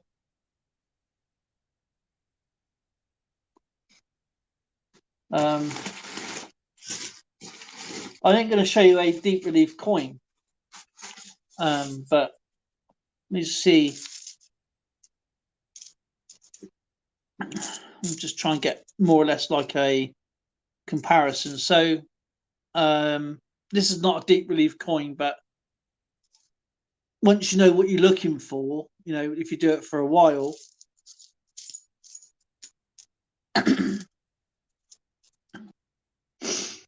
say for example, this is, you get a coin like this. This is not a deep relief, and after so many, the die will wear down. It'll look less shiny. The image is not great. That'll be a business strike coin like this one. This is just a normal standard coin, but the coin itself would be a lot more.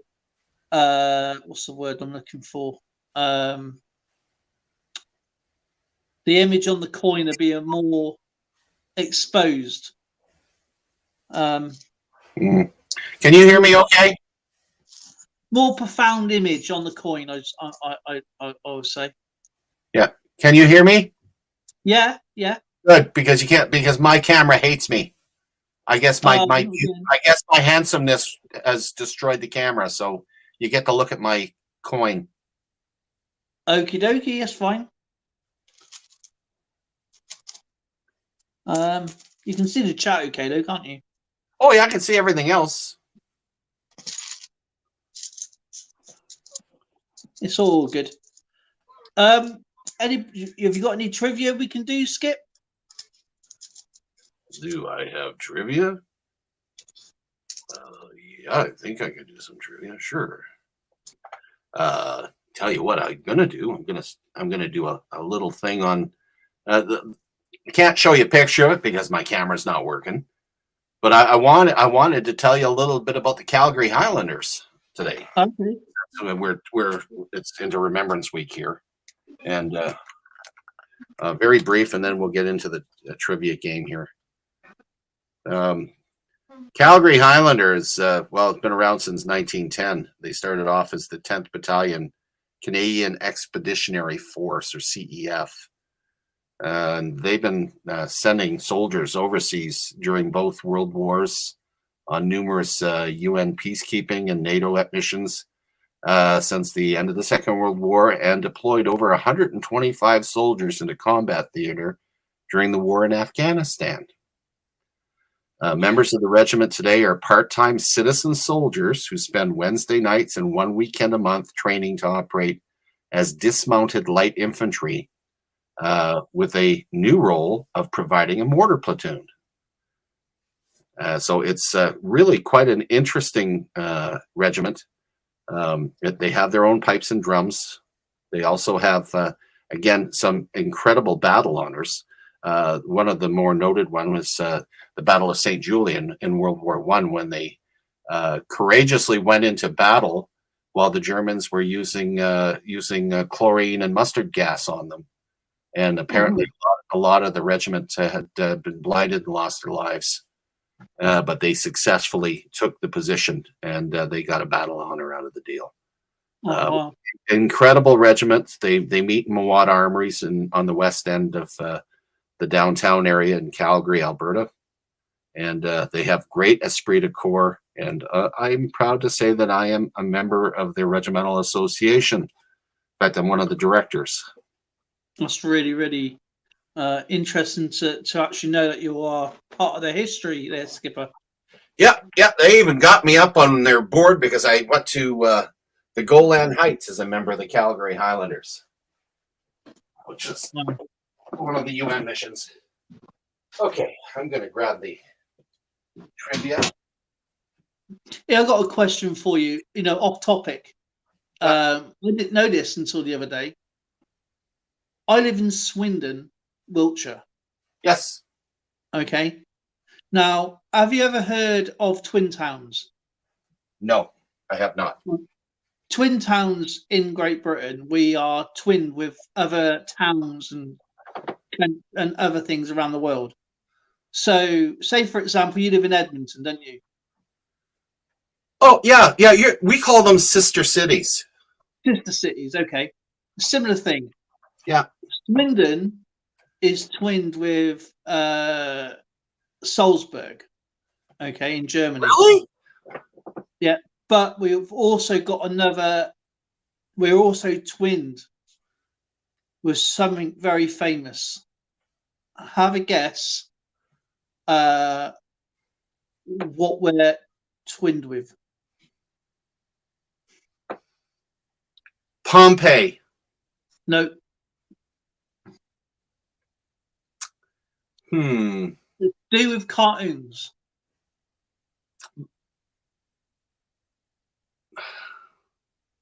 and films and You're twinned with Disneyland? yeah, we are twinned with Disney World. Really? Yeah. I almost hit it right on the head. Yeah, you did. Christopher Guy says Disney too, yeah. There you go.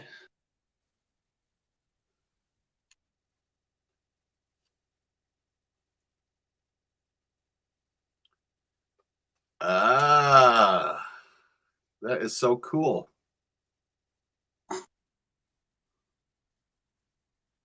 Swindon Wiltshire. You've been here, Skipper. Yeah, that's right. Haven't been to Disney World yet, though.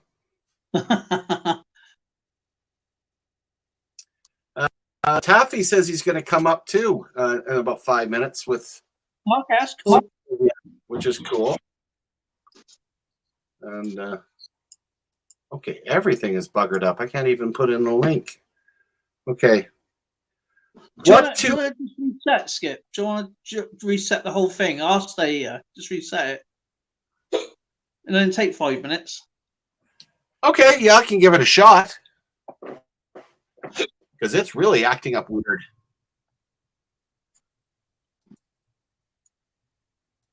Dimebag Darren, Canadian coins.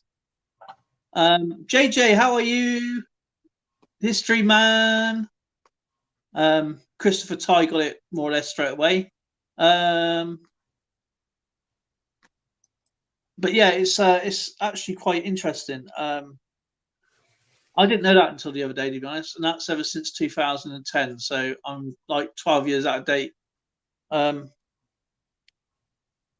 it was something interesting. While Skipper's resetting, what I can do, I'll do some general knowledge questions.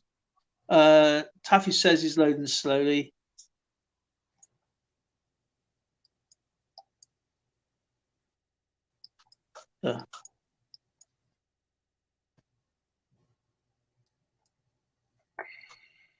General knowledge quiz.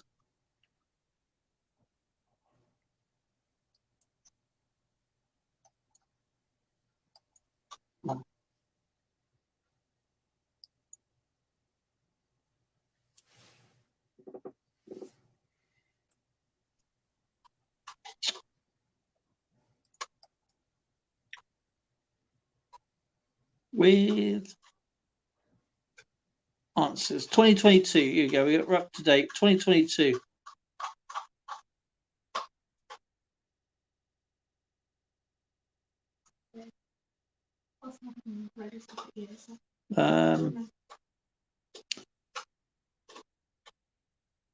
There we go.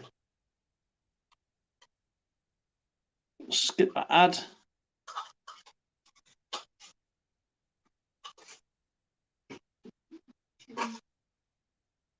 What's this? We don't know, do we? It's got no. It says general knowledge with answers. It doesn't even come up with answers.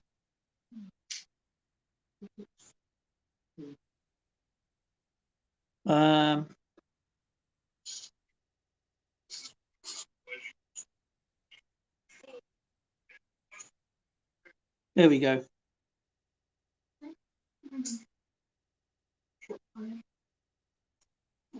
Are you ready, guys? Good, thanks. I got $350 half dollars rolls today. Oh, cool. You got some rolls. That's excellent. Okay, question 1. What country has the highest life expectancy? Japan. No. China. Close.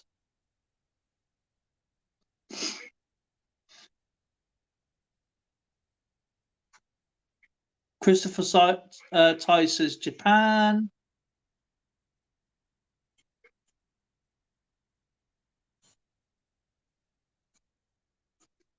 Anyone else? I'll give another 30 seconds. Korea says Christopher Ty. Zoe is close with China. We have History Man saying India. Sweden says JJ. You're close. I don't know what's close to China. Yes, Lauren's got it with Hong Kong. Okay, question 2. Where would you be if you were standing on the Spanish steps? I've read that question before. I remember the answer. Skipper did that question. Mm-hmm. I remember. And we have Taffy Coins and JJ with Rome.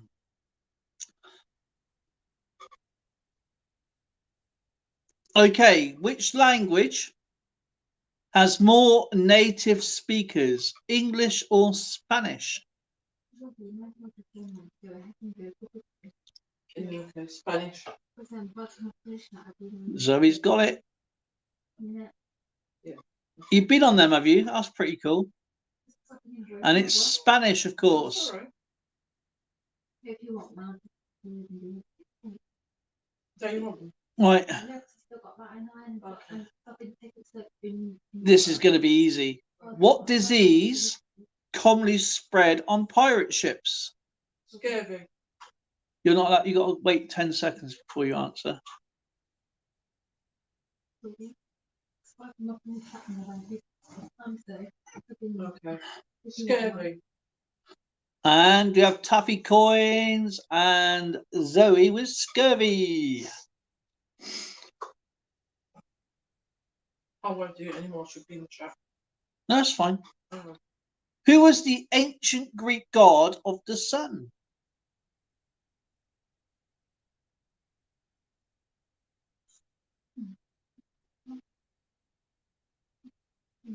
Who was the ancient Greek god of the sun?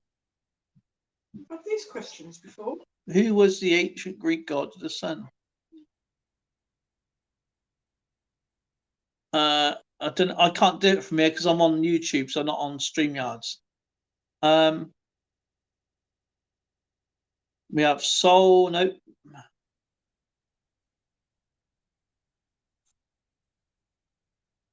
True. There's actually there, Christopher. That's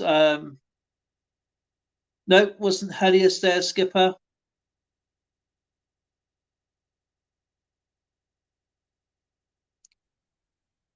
Okay, think of Rocky. Philadelphia. No, Philadelphia. one of his opponents. Drago. No, Apollo. yes. Zoe says Apollo. Okay. What year was the United Nations established?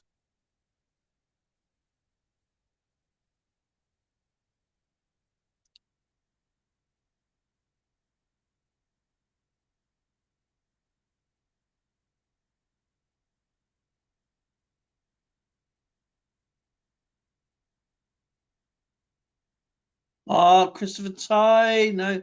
History Man got it with 1945.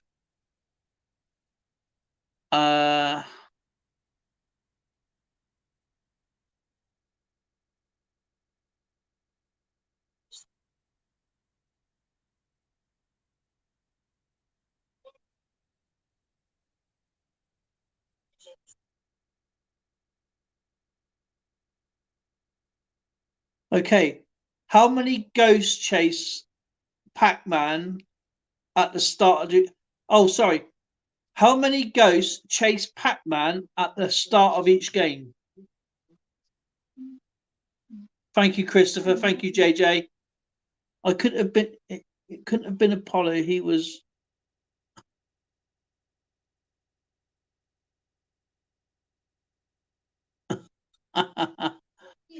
And Euro Coin Hunt got it with 4.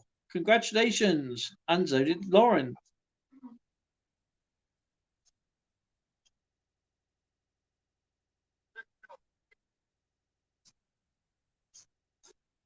What country drinks the most coffee per capita?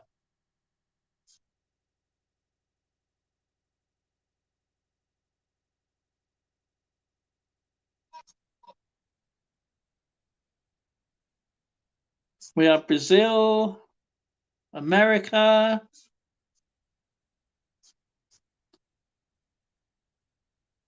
I think History Man's going to get this one.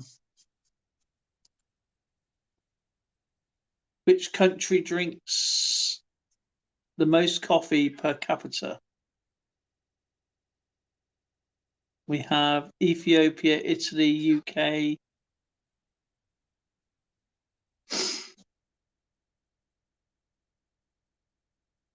India. Bo Selector.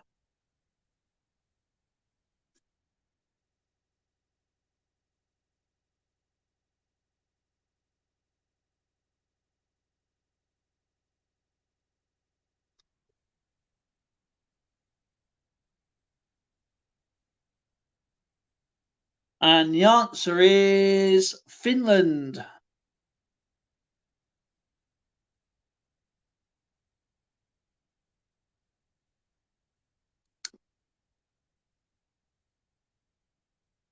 Okay. What is the fourth letter of the Greek alphabet?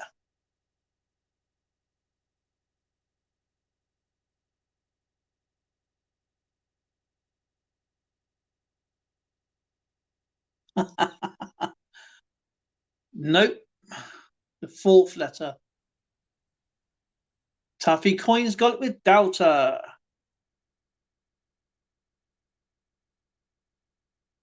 Okay, what is the highest rated film on IMDb as of January the 1st, 2022? What is the highest rated film on IMDb as of January the 1st, 2022?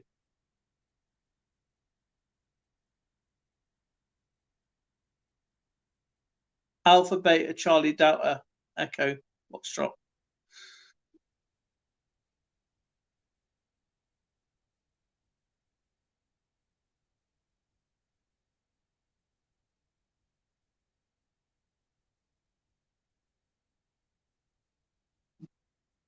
What has the highest rated film on IMDb as of January the 1st, 2022?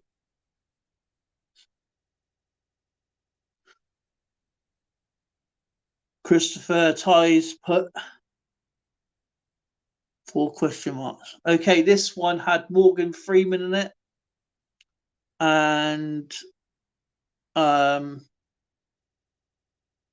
Star Wars, Brokeback Mountain, no.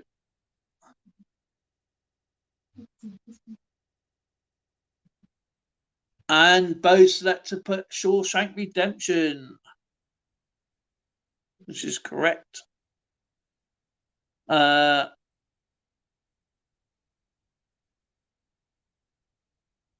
What is a group of pandas known as? Rare. No. It is rare though. What is a group of pandas known as?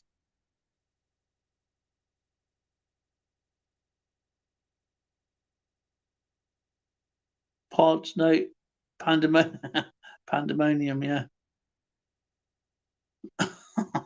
Should we call that? Okay, 9, 8, 7, 6, 5, 4, 3, 2, 1. It's called an embarrassment.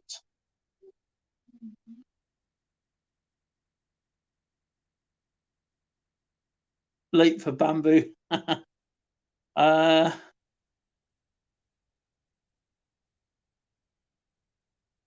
What is the world's fastest bird?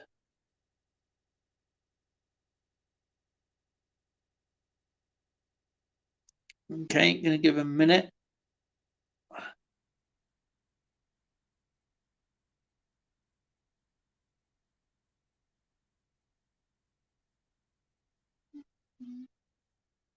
The world's fastest bird.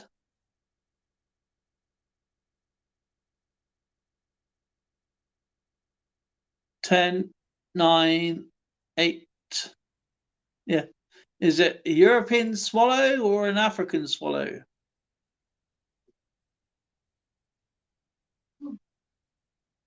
And Bo Selector says a peregrine falcon, which is correct.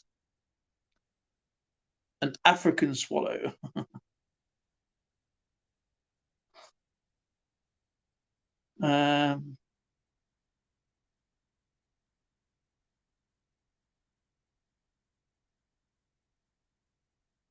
What company was initially known as Blue Ribbon Sports?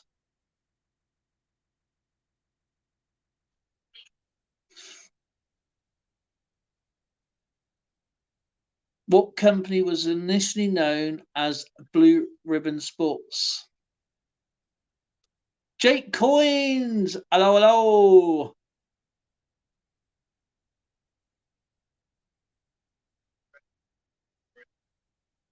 Sports Direct, no.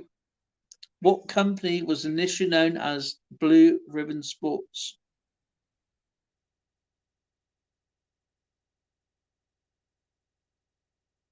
And Bo Selector says Nike. Correct.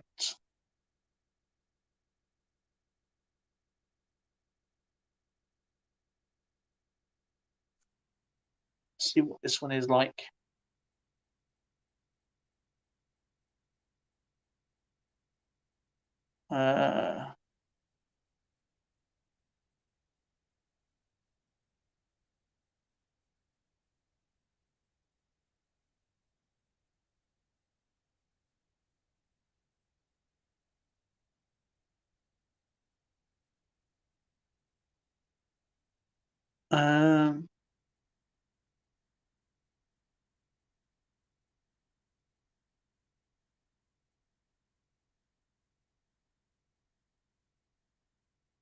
So, which university was founded first, Cambridge or Oxford?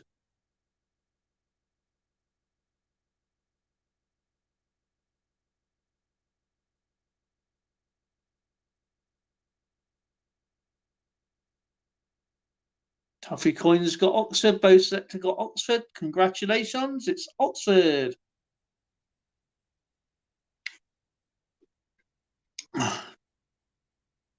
Okay, it's a bit of a coin question, but history question.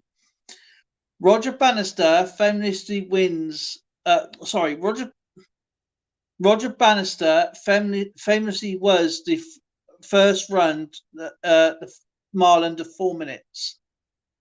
What was Roger Bannister's occupation?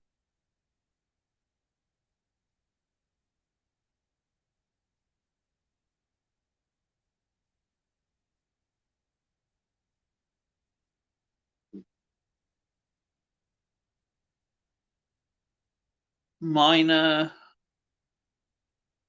He was a doctor. Bo Selector.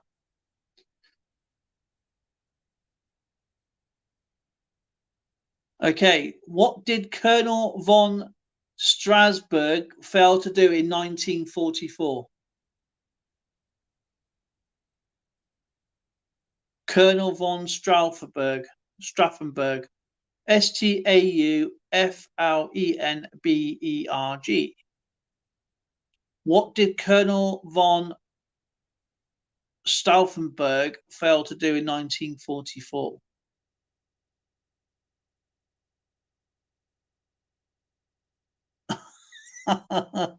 Pull the pin on the bomb. Yeah, imagine that.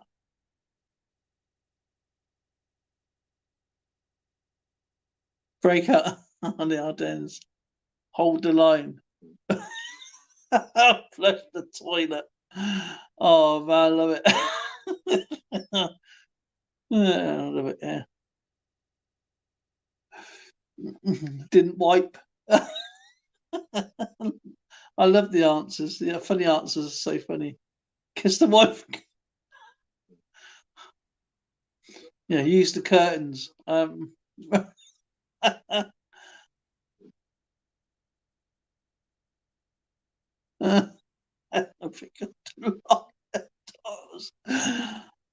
man, so funny.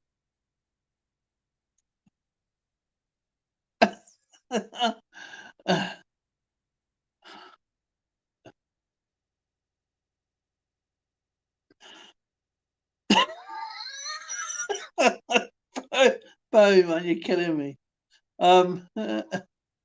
Yes, EAC got it with kill Hitler, assassinated Hitler. Oh man, it's so funny. From which TV series did the catchphrase "Book 'em, Dano" originate? Yeah, he's resetting his computer. He's there. He's still chatting. From which TV series did the catchphrase "Book 'em, Dano" originate?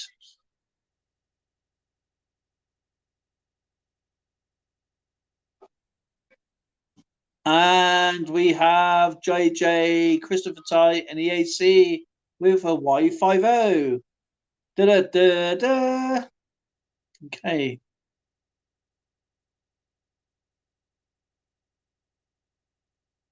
Oh, is that it?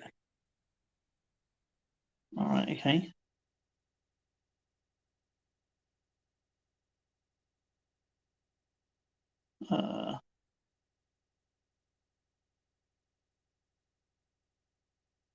Let's try this one out.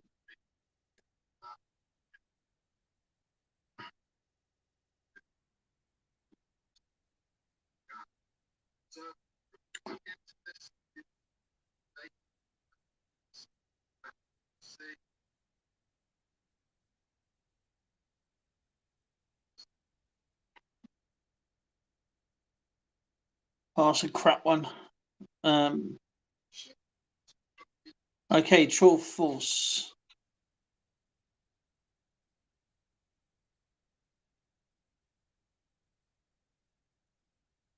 Right, here we go. This is all true or false, okay?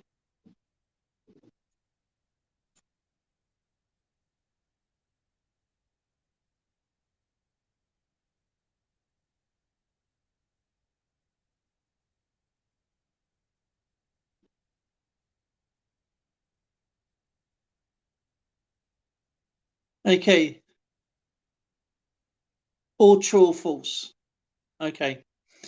The Rockies in America are the longest mountain range in the Americas.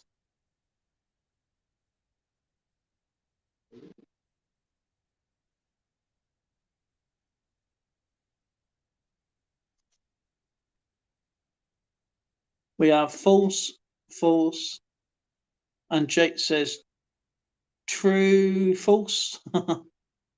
And EAC says true. It's in fact false. The Rockies in America are the longest mountain range in the Americas, which is false. It's the Andes.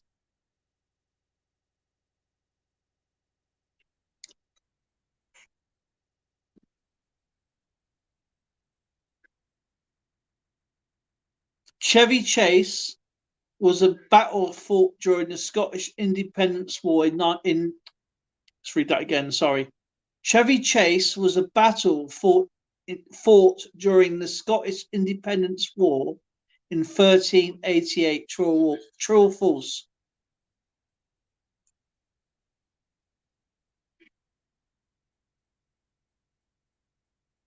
And true. Don't run with the scissors.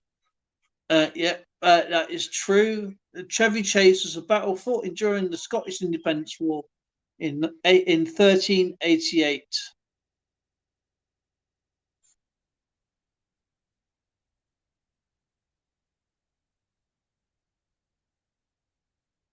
Okay, question 3. Only female ducks quack. True or false?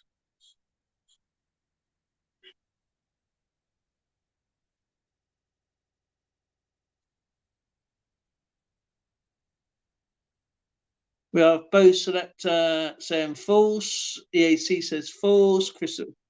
No, it's true. Only female ducks quack. So that is true.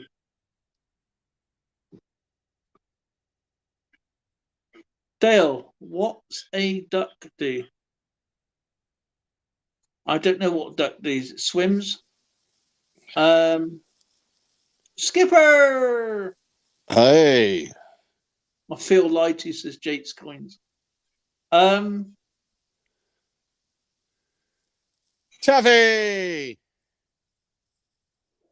Tuffy coins. Hello. Sitting downstairs for a while. Well, I'm no longer on my computer. I'm on my phone because my computer is completely locked up. Yay. Oh, no. Oof. Marie Curie won the Nobel Prize for physics during her discovery of X-rays. True or false? Madame Curie won a joint Nobel Prize with her husband for the discovery of radium. Okay, we have true, we have false, we have... So I'm going to say false because it was the discovery of radium, not just X-rays. Maria Curie won the Nobel Prize for physics during the discovery of X-rays. Is false. Yeah, I would have said it was for medicine. No, it was for radium. Radium. She actually died with her experiment. That's right. Yeah. She got a real glow on. Yeah.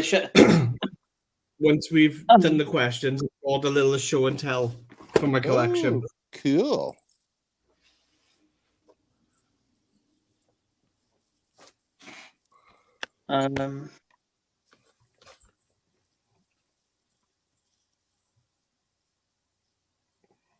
What else are we going to do? Do you have any, Skipper?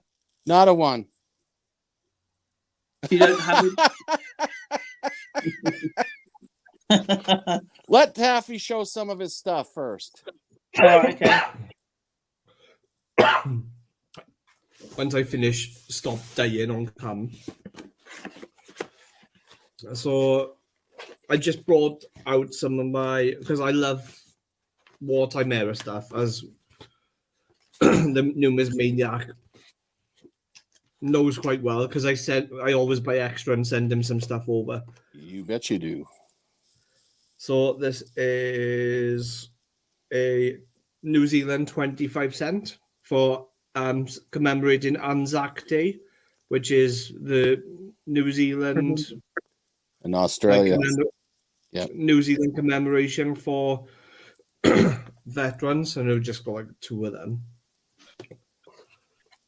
This is one of my favorites, which is also New Zealand, and it's got a poppy in the middle. Yeah, it's cool. They are. Quite cheap as well. So if like none of these are like really expensive. So if anyone's just looking for them, I just picked them up on eBay just for a few pounds. A Winston Churchill VE Day, 50p coin. Is that a territorial? Yes, it's. It's got the V on there, so there is an actual set. I've got it upstairs, but I've never opened it. So all the 50p is on there, spell victory.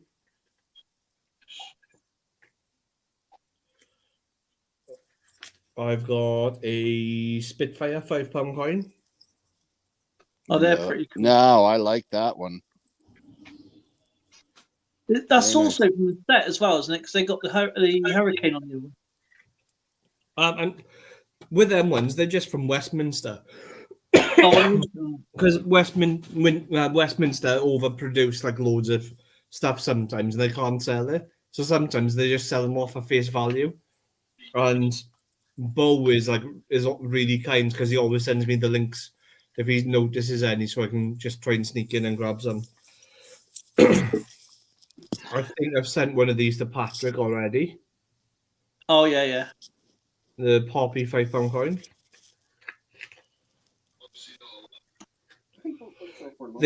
Westminster actually had the Poppy coins this year for Australia, the $2 coins. Well, the Australian coins are amazing. They're super expensive. If you find them online now, trying to buy them on eBay, they're something like about £200 because like literally everyone's bought them up. So I've got the Lest We Forget Poppy coin as well, which is from Westminster as well, I believe, from commemorating Jersey. But Jersey and Isle of Man and Land do much better coins than what we have. Like, You reckon? some of the territory coins are nice, but then because like Pobjoy produces them and Tower Mint and stuff, some of them are just like shocking. They're just produced for the sake of producing crap, basically. Yeah, I do agree with that.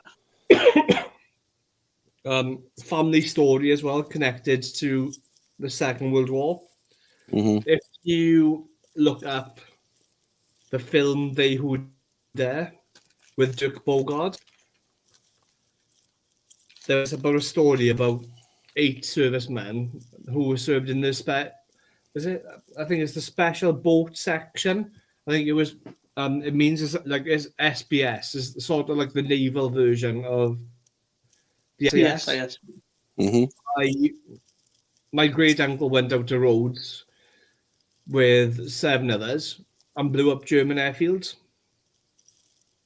over in Greece. And when he was out there then, out of the 8 of them, 6 of them got killed or captured, and it was only him and his captain which survived. And the submarine rescued them on his actual 21st birthday. Oh wow! As well. And if you watch They Who Dare, it's about the story about some of the missions that they undertook as well. Mm-hmm. So, but he never really talked about it. But I think it's his captain, or I can't remember what, what rank his commander was, but it was only them 2 that got rescued by the submarine, and that's what you find at the end of the film as well. I've got this is a so I also like collecting some medals as well, which I've sent over to Patrick as well. That's the 1939 to 45 star. Mm-hmm. Yeah. So I bought. Is that the star? It's just one of the sort of like additional medals. The 2 main ones is the war medal and the defense medal. Yeah. So these are like for some of the other battles and stuff that people took part in. I got a France and Germany clasp as well with one of them. I just bought them just in like a little box off eBay. So like when the medals were delivered, they were delivered in literally a small box that size, and they'd get like a little note in there. That's pretty cool, actually, because that shows authenticity then as well. Yeah, and then just says some of the different medals and stuff that were awarded. My great uncle, when he was in, it becomes under Operation Anglo. So if you type in Operation Anglo on Google, you'll read all about the mission, which was about when it went out and blew up Yeah, Fields and Roads. Okay. Yeah, this one out as well. This one is the Atlantic Star. Hmm. So I haven't bothered mounting any of these yet either. And then, like in these boxes, you get the ribbons with them that you just Is there like a service number to them at the back? not on Second World War medals. They used to do it around the edges on First World War medals. So what's that one? That's the Korea War medal. So one of the UN medals. That's one of the. I'll find the medal and stuff now, but like that's one of the old pictures. Like there's a cross, like a cross there, and that's like my other great uncle. Then my great uncle Johnny. So when he passed away, he didn't have any children. So my cousin and I both had one of his medals each, and I got to pick. Hmm. First of all, that's in the Royal. I'm not sure he was in the Royal Artillery, and I got his medals here, which is a Burma Star. Right. Okay. So Burma was one of the toughest fights in the Second World War because of the conditions that they were fighting in. Hmm. And then I think that's one of the. I can't remember. Is that one of the things that go on the collar? It doesn't look it. No, I didn't like a cat badge. So I'm not sure. I thought it was too small for it to be a cat badge potentially. It depends on what regiment it is. They Yeah, have that is like a varying crown. sizes. Definitely not collar dogs, and it doesn't look like something that goes on the epaulette. Yeah, that's a cat badge. That's got to be a cat badge. Well, I'm not sure, but that was given to me with his medal when he passed Yeah. away. Yeah, that's going to be that's either a berry badge or a cat badge. Hmm. For number So- one, that is. It's definitely a number one badge because number twos are normally darker. Robert's Coins Adventures in the house. Hello there. Be a Hello bit there. morbid. Oh wow! That's huge. Do you know what one of those is? No. That's I'm just taking a guess here. That would be how they would dye the coins, isn't it? How they sculpture the coin. So that's a death plaque. Oh, okay, yeah, So whenever a soldier died in the First World War, Yeah. the goes family would be sent one of these and with their medals yeah. as well. So it's like sort of like to commemorate their life. Yeah, I've it makes got sense. quite a few like of the First World War medals. Like this is the one of the general ones for the First World War. And this one's silver as well. Wow. And then you've got I keep forgetting what they're called. This is the George IV. This is one of the other general ones then. And just says on the back, the Great War of Civilization, 1914 to 1919. But it's on the First World War medals that they've got. Can you see the inscription on the edge? Hmm. That it actually tells you the name. So it's like these. The service name and number on there, wouldn't there? Yeah, so it's got the number on there and everything. Hmm. They used to be quite cheap a few years ago when silver and everything was lower. But obviously now silver is quite expensive. It's like you used to be able to pick up a pair for like about £20. I think they're somewhere between about £30 and £40 now just for a matching pair of medals. That's a cleaner looking one. Mm. We've got the France and Germany star then. So like when I showed you the clasp, sometimes if they fought in like more than one battle, rather than issue another medal, they'd issue a clasp, which could be stitched onto the medal arm. So in some of the I can't remember if it's the first. I think it's the First World War. I'm not sure if they did it for the Second World War as well. On some of the medals, if they did something or fought somewhere as well, they'd have an oak leaf on them. This one's a bit older. This is a Boer War medal. Now What year was that impresses me. That is really cool. Is that This the is War or is that Crimea War? Boer War. That's the Boer. That's the second Boer War or the first?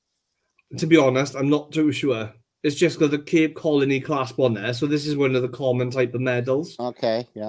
So like with these medals, you could have all sorts of clasps on them as well. So like the more clasps, or like if they fought in a certain like war or like element of different battles.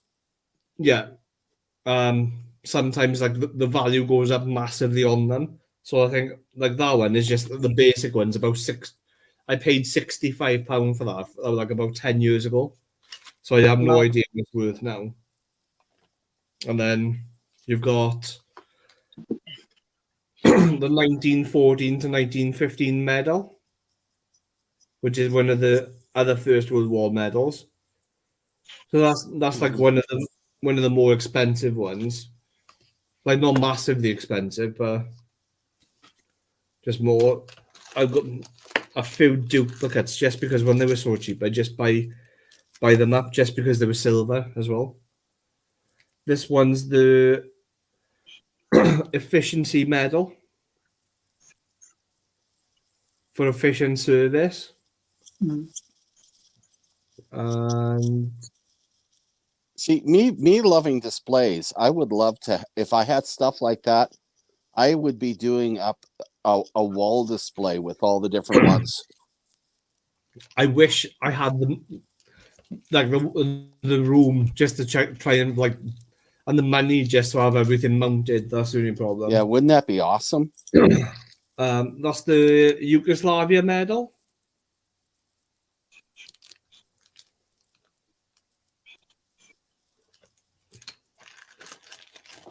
I've got this is another First World War one. This is a German one. This one's a Hindenburg medal.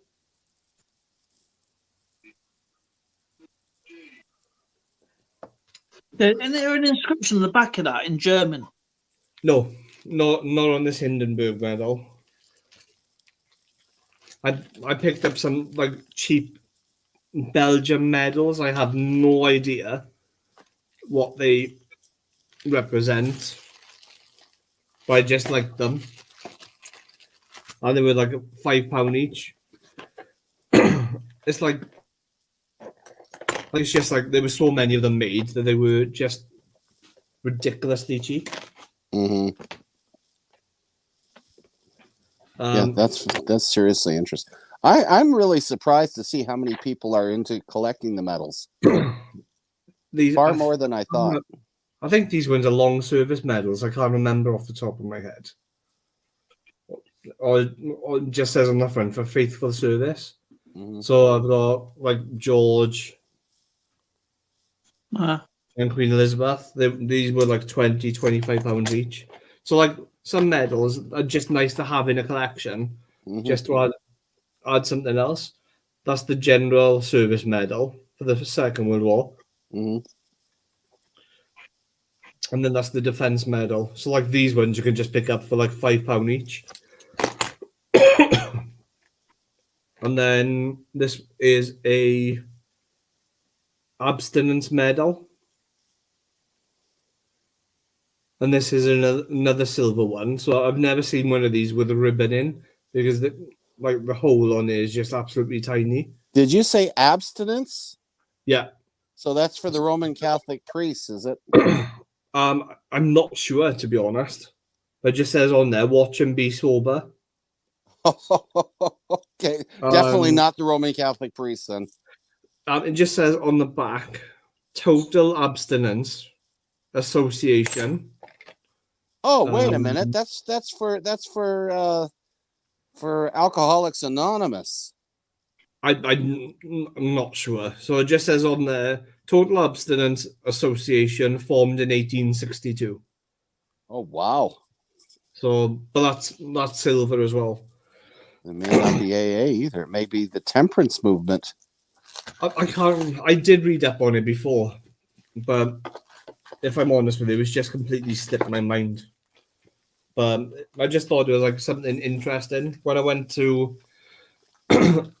auction with my uncle and his friend a while ago. They had a small box of medals that they bid on for me because I wasn't registered with the auction house, and I won, and that was just in there, just randomly. And when I read up on it, it was just nice. Just I think you did really good on that. so it's just like I just collect little bits over time. It's like little bits over time build up a collection eventually. So it's like I just like it's just in like a small little like Tupperware box, but it's just something that just adds another dimension to my collection. Mm-hmm. Yeah, I think it's fantastic, to be honest. Yeah, I actually found that very fascinating. Well done, Tappy. I enjoyed that. Yeah, so did I. So, but it's just like it just adds like variety. It's like because everyone always has like a slight offshoot with their collection. Yeah, We always no I have kidding. many. I have many, as you know, and that's what we all do. We, our primary goal is coins, but there's always something that we collect, without realizing it. We have, we pick up other knickknacks on the way, and I think that what you just shown is absolutely mind blowing, to be honest, because they was all pinned on someone's chest at some point. That's another thing, and all stories, isn't it? It is. And Yeah, there's a you're a story coin behind hunt. the- Taffy is proactive. He's talking about your Christmas tree. Oh yes. Well, you got to start. It's like I said last night when we were on stream. It's like we don't have Thanksgiving over here. So like after bonfire night, when we celebrate one of the biggest failures ever that we failed to kill our king, we've got to look forward to something after all. And BC Treasure Trails is in the house. He are they letting you go now that things are freezing up there? Broke ice all day. Whew. Tell you that's cold work, man.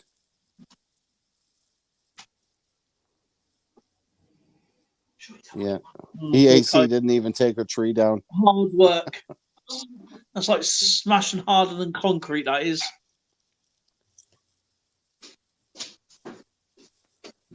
It just seems like we had no fall. Just went from a little cool summer to freaking winter.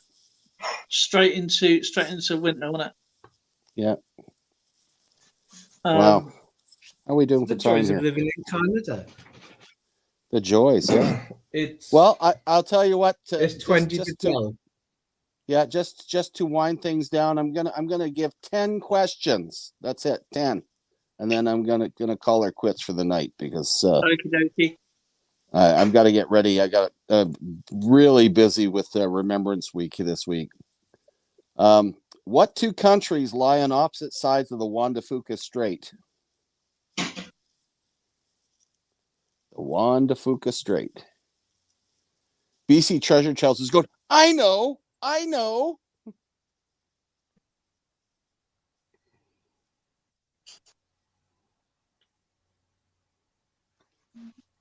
Is that Australia and Tasmania? No. No, that's the Bass Strait, isn't it? Juan de Fuca. Yeah, Juan and Fuca. Yeah, cute. It's not Chile and Argentina. BC Treasure Trails is going to be shaking their head when they see this. Nobody. It's Canada and the United States. Oh, okay, it's cool.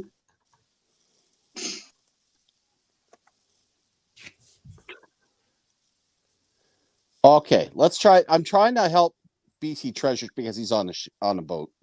What's a fisherman's bend or bucket hitch? Hammock. What's a fisherman's bend or bucket hitch? Come on.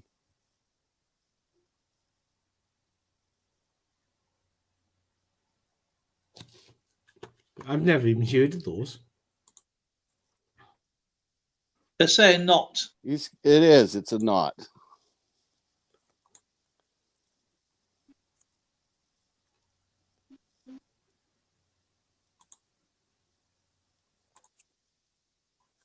What famed fountain was featured in the movie 3 Coins in the Fountain? 3 coins in the fountain. Was it Trafalgar Square's? Is there a fountain in Trafalgar Square? Yeah. Well, that's wrong. Is it what, that one in Las Vegas? John Jacobs got it. It's Trevi. Oh, okay. Where's that? Las Vegas? No. No, the Trevi Fountains in Italy. All right. Okay. Oh, it's beautiful when you see it at night. When I went to Rome, it's like literally is the best time just to go there when it's all lit up.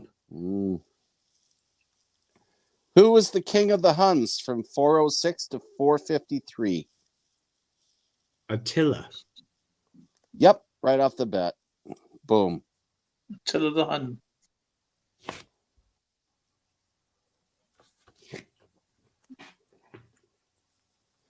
What singer? If he was the Hun, what was his wife then? Honey.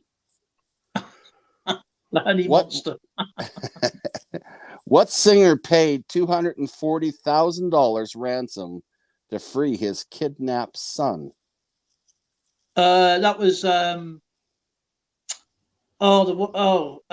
freaking the one who flew in the Spirit of St. Louis. Is it Frank Sinatra? Yes, it is. It's Frank What- Sinatra. Oh no, sorry, yeah, his child died, didn't he, off a ladder, didn't he? Oh, you're thinking of Lindbergh, the Lindbergh Yeah. kidnapping. Because Frank Sinatra was related to the gangs, wasn't he? Yeah, he's into that sort of thing.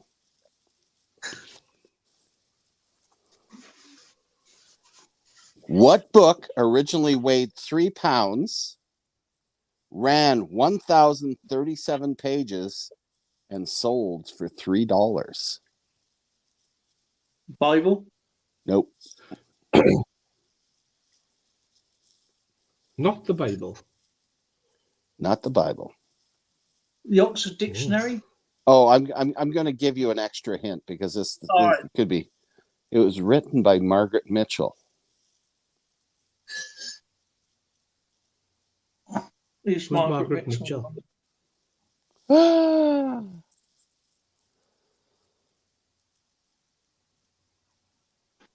You got the Farmer's Almanac there. Ew. Oh, don't tell me it's like the Good Housekeeping Guide. Let's see. Awesome, Let's try another hint.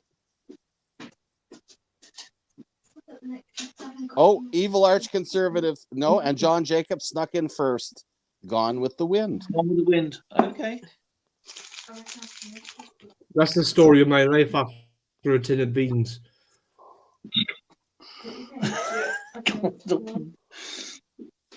What's a community of ants called? Colony. Colony.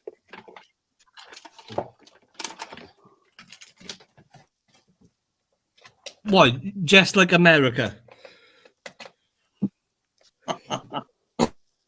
Who did Linda Eastman marry on March 12th, 1969? What?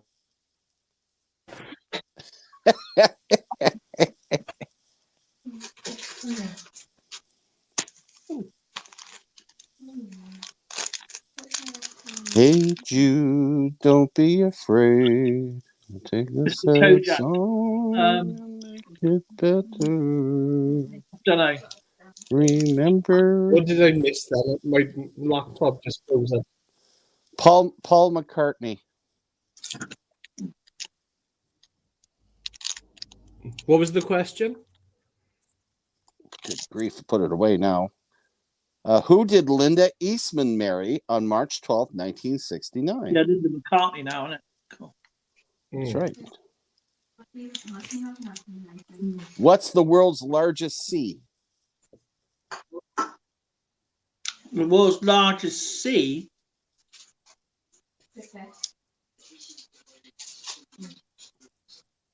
Is it the Med?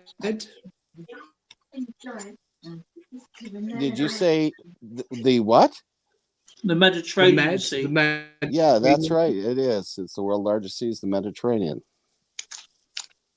Because when you larger sea, most people think of oceans automatically. Yeah, What's the smallest breed of dog? Chihuahua. Yeah, Oh, I don't even call them. Pekingese. They're like little rats. Is it? I thought it was like a Pekingese No, or something like that. Chihuahua. No. They can't be Pekingese because Pekingese like picking on your knees, right? Oh. So they're too tall. My auntie's got Who- a Chihuahua. Who Of all who the was names, named she's called him Tyson. who was named the cowboy president? Oh, Hee-haw. Going up San Juan Hill. Theodore Roosevelt? There you go. Yeah.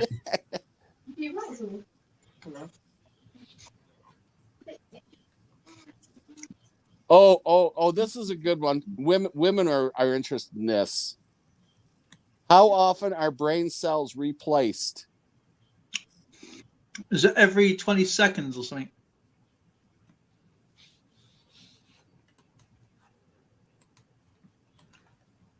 Guys in chat, how often are brain cells replaced? Never. BC, yeah, there it is. Never. BC Treasure Trail slipped in there too. Okay. Never. So don't lose your brain cells. All that boozing that we did and burning all those brain cells, they're gone. Gorsh. I haven't got it. Yeah, drink. Oh, I was wondering why I was be able to remember stuff anymore. History man. Hi, CoinWorld. Oh, this is a trick one. Oh boy. Who is Britain's defender of the faith? What's the Britannia. last part? Who is Britain's defender of the faith? Britannia. It's the Britannia? monarch of the time. No, isn't it? that's not Britannia. The Queen. Oh, It's the monarch. King Charles. That's it. King Charles Yeah, the it's the monarch. Third. third. Third. But he's not the writing on the coins that says like defender the faith and stuff, is he? I know. Oh, I've- you're arguing semantics. that He is now the he's new not ruling having- monarch. He is automatically the defender of the faith. Yeah, he's all about the defender. of Yeah, the faith. basically. I know that he's not having his Latin name on the coinage. So instead For of all- Carlos, it's going to actually say Charles on the coins. Everybody that's not British or Welsh, seat yourself down and put your head against the back of your chair, because if you don't, you're going to get whiplash when I ask this one. What is a banger in London? A beggar. Sausage. A banger. The sausage. A banger. Yeah. What do you mean in London? We call them bangers in across the whole of you. Yeah, we call them bangers. There's like I- yeah.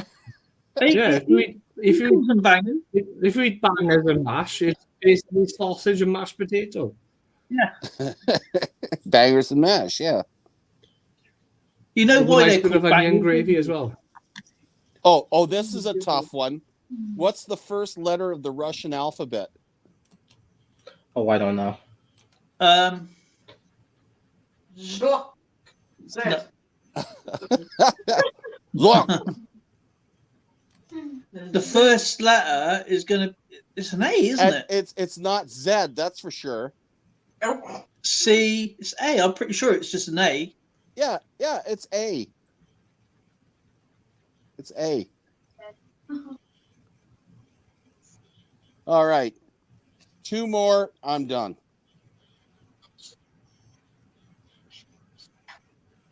What country's Alps surround Lake Lucerne? Georgia. Country. A country. Oh yeah, I wait. guess Georgia would be considered a country now because there's Yeah, country. Yeah, I keep forgetting about that.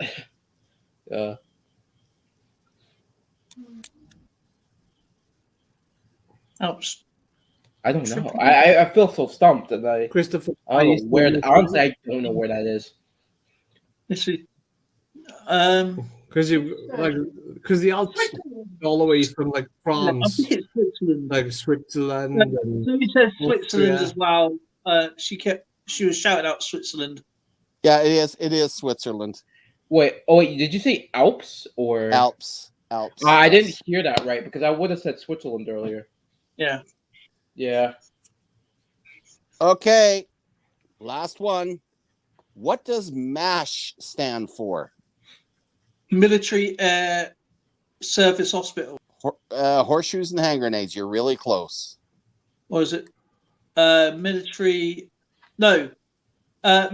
Marines Army Service Hospital, something like that. Really close.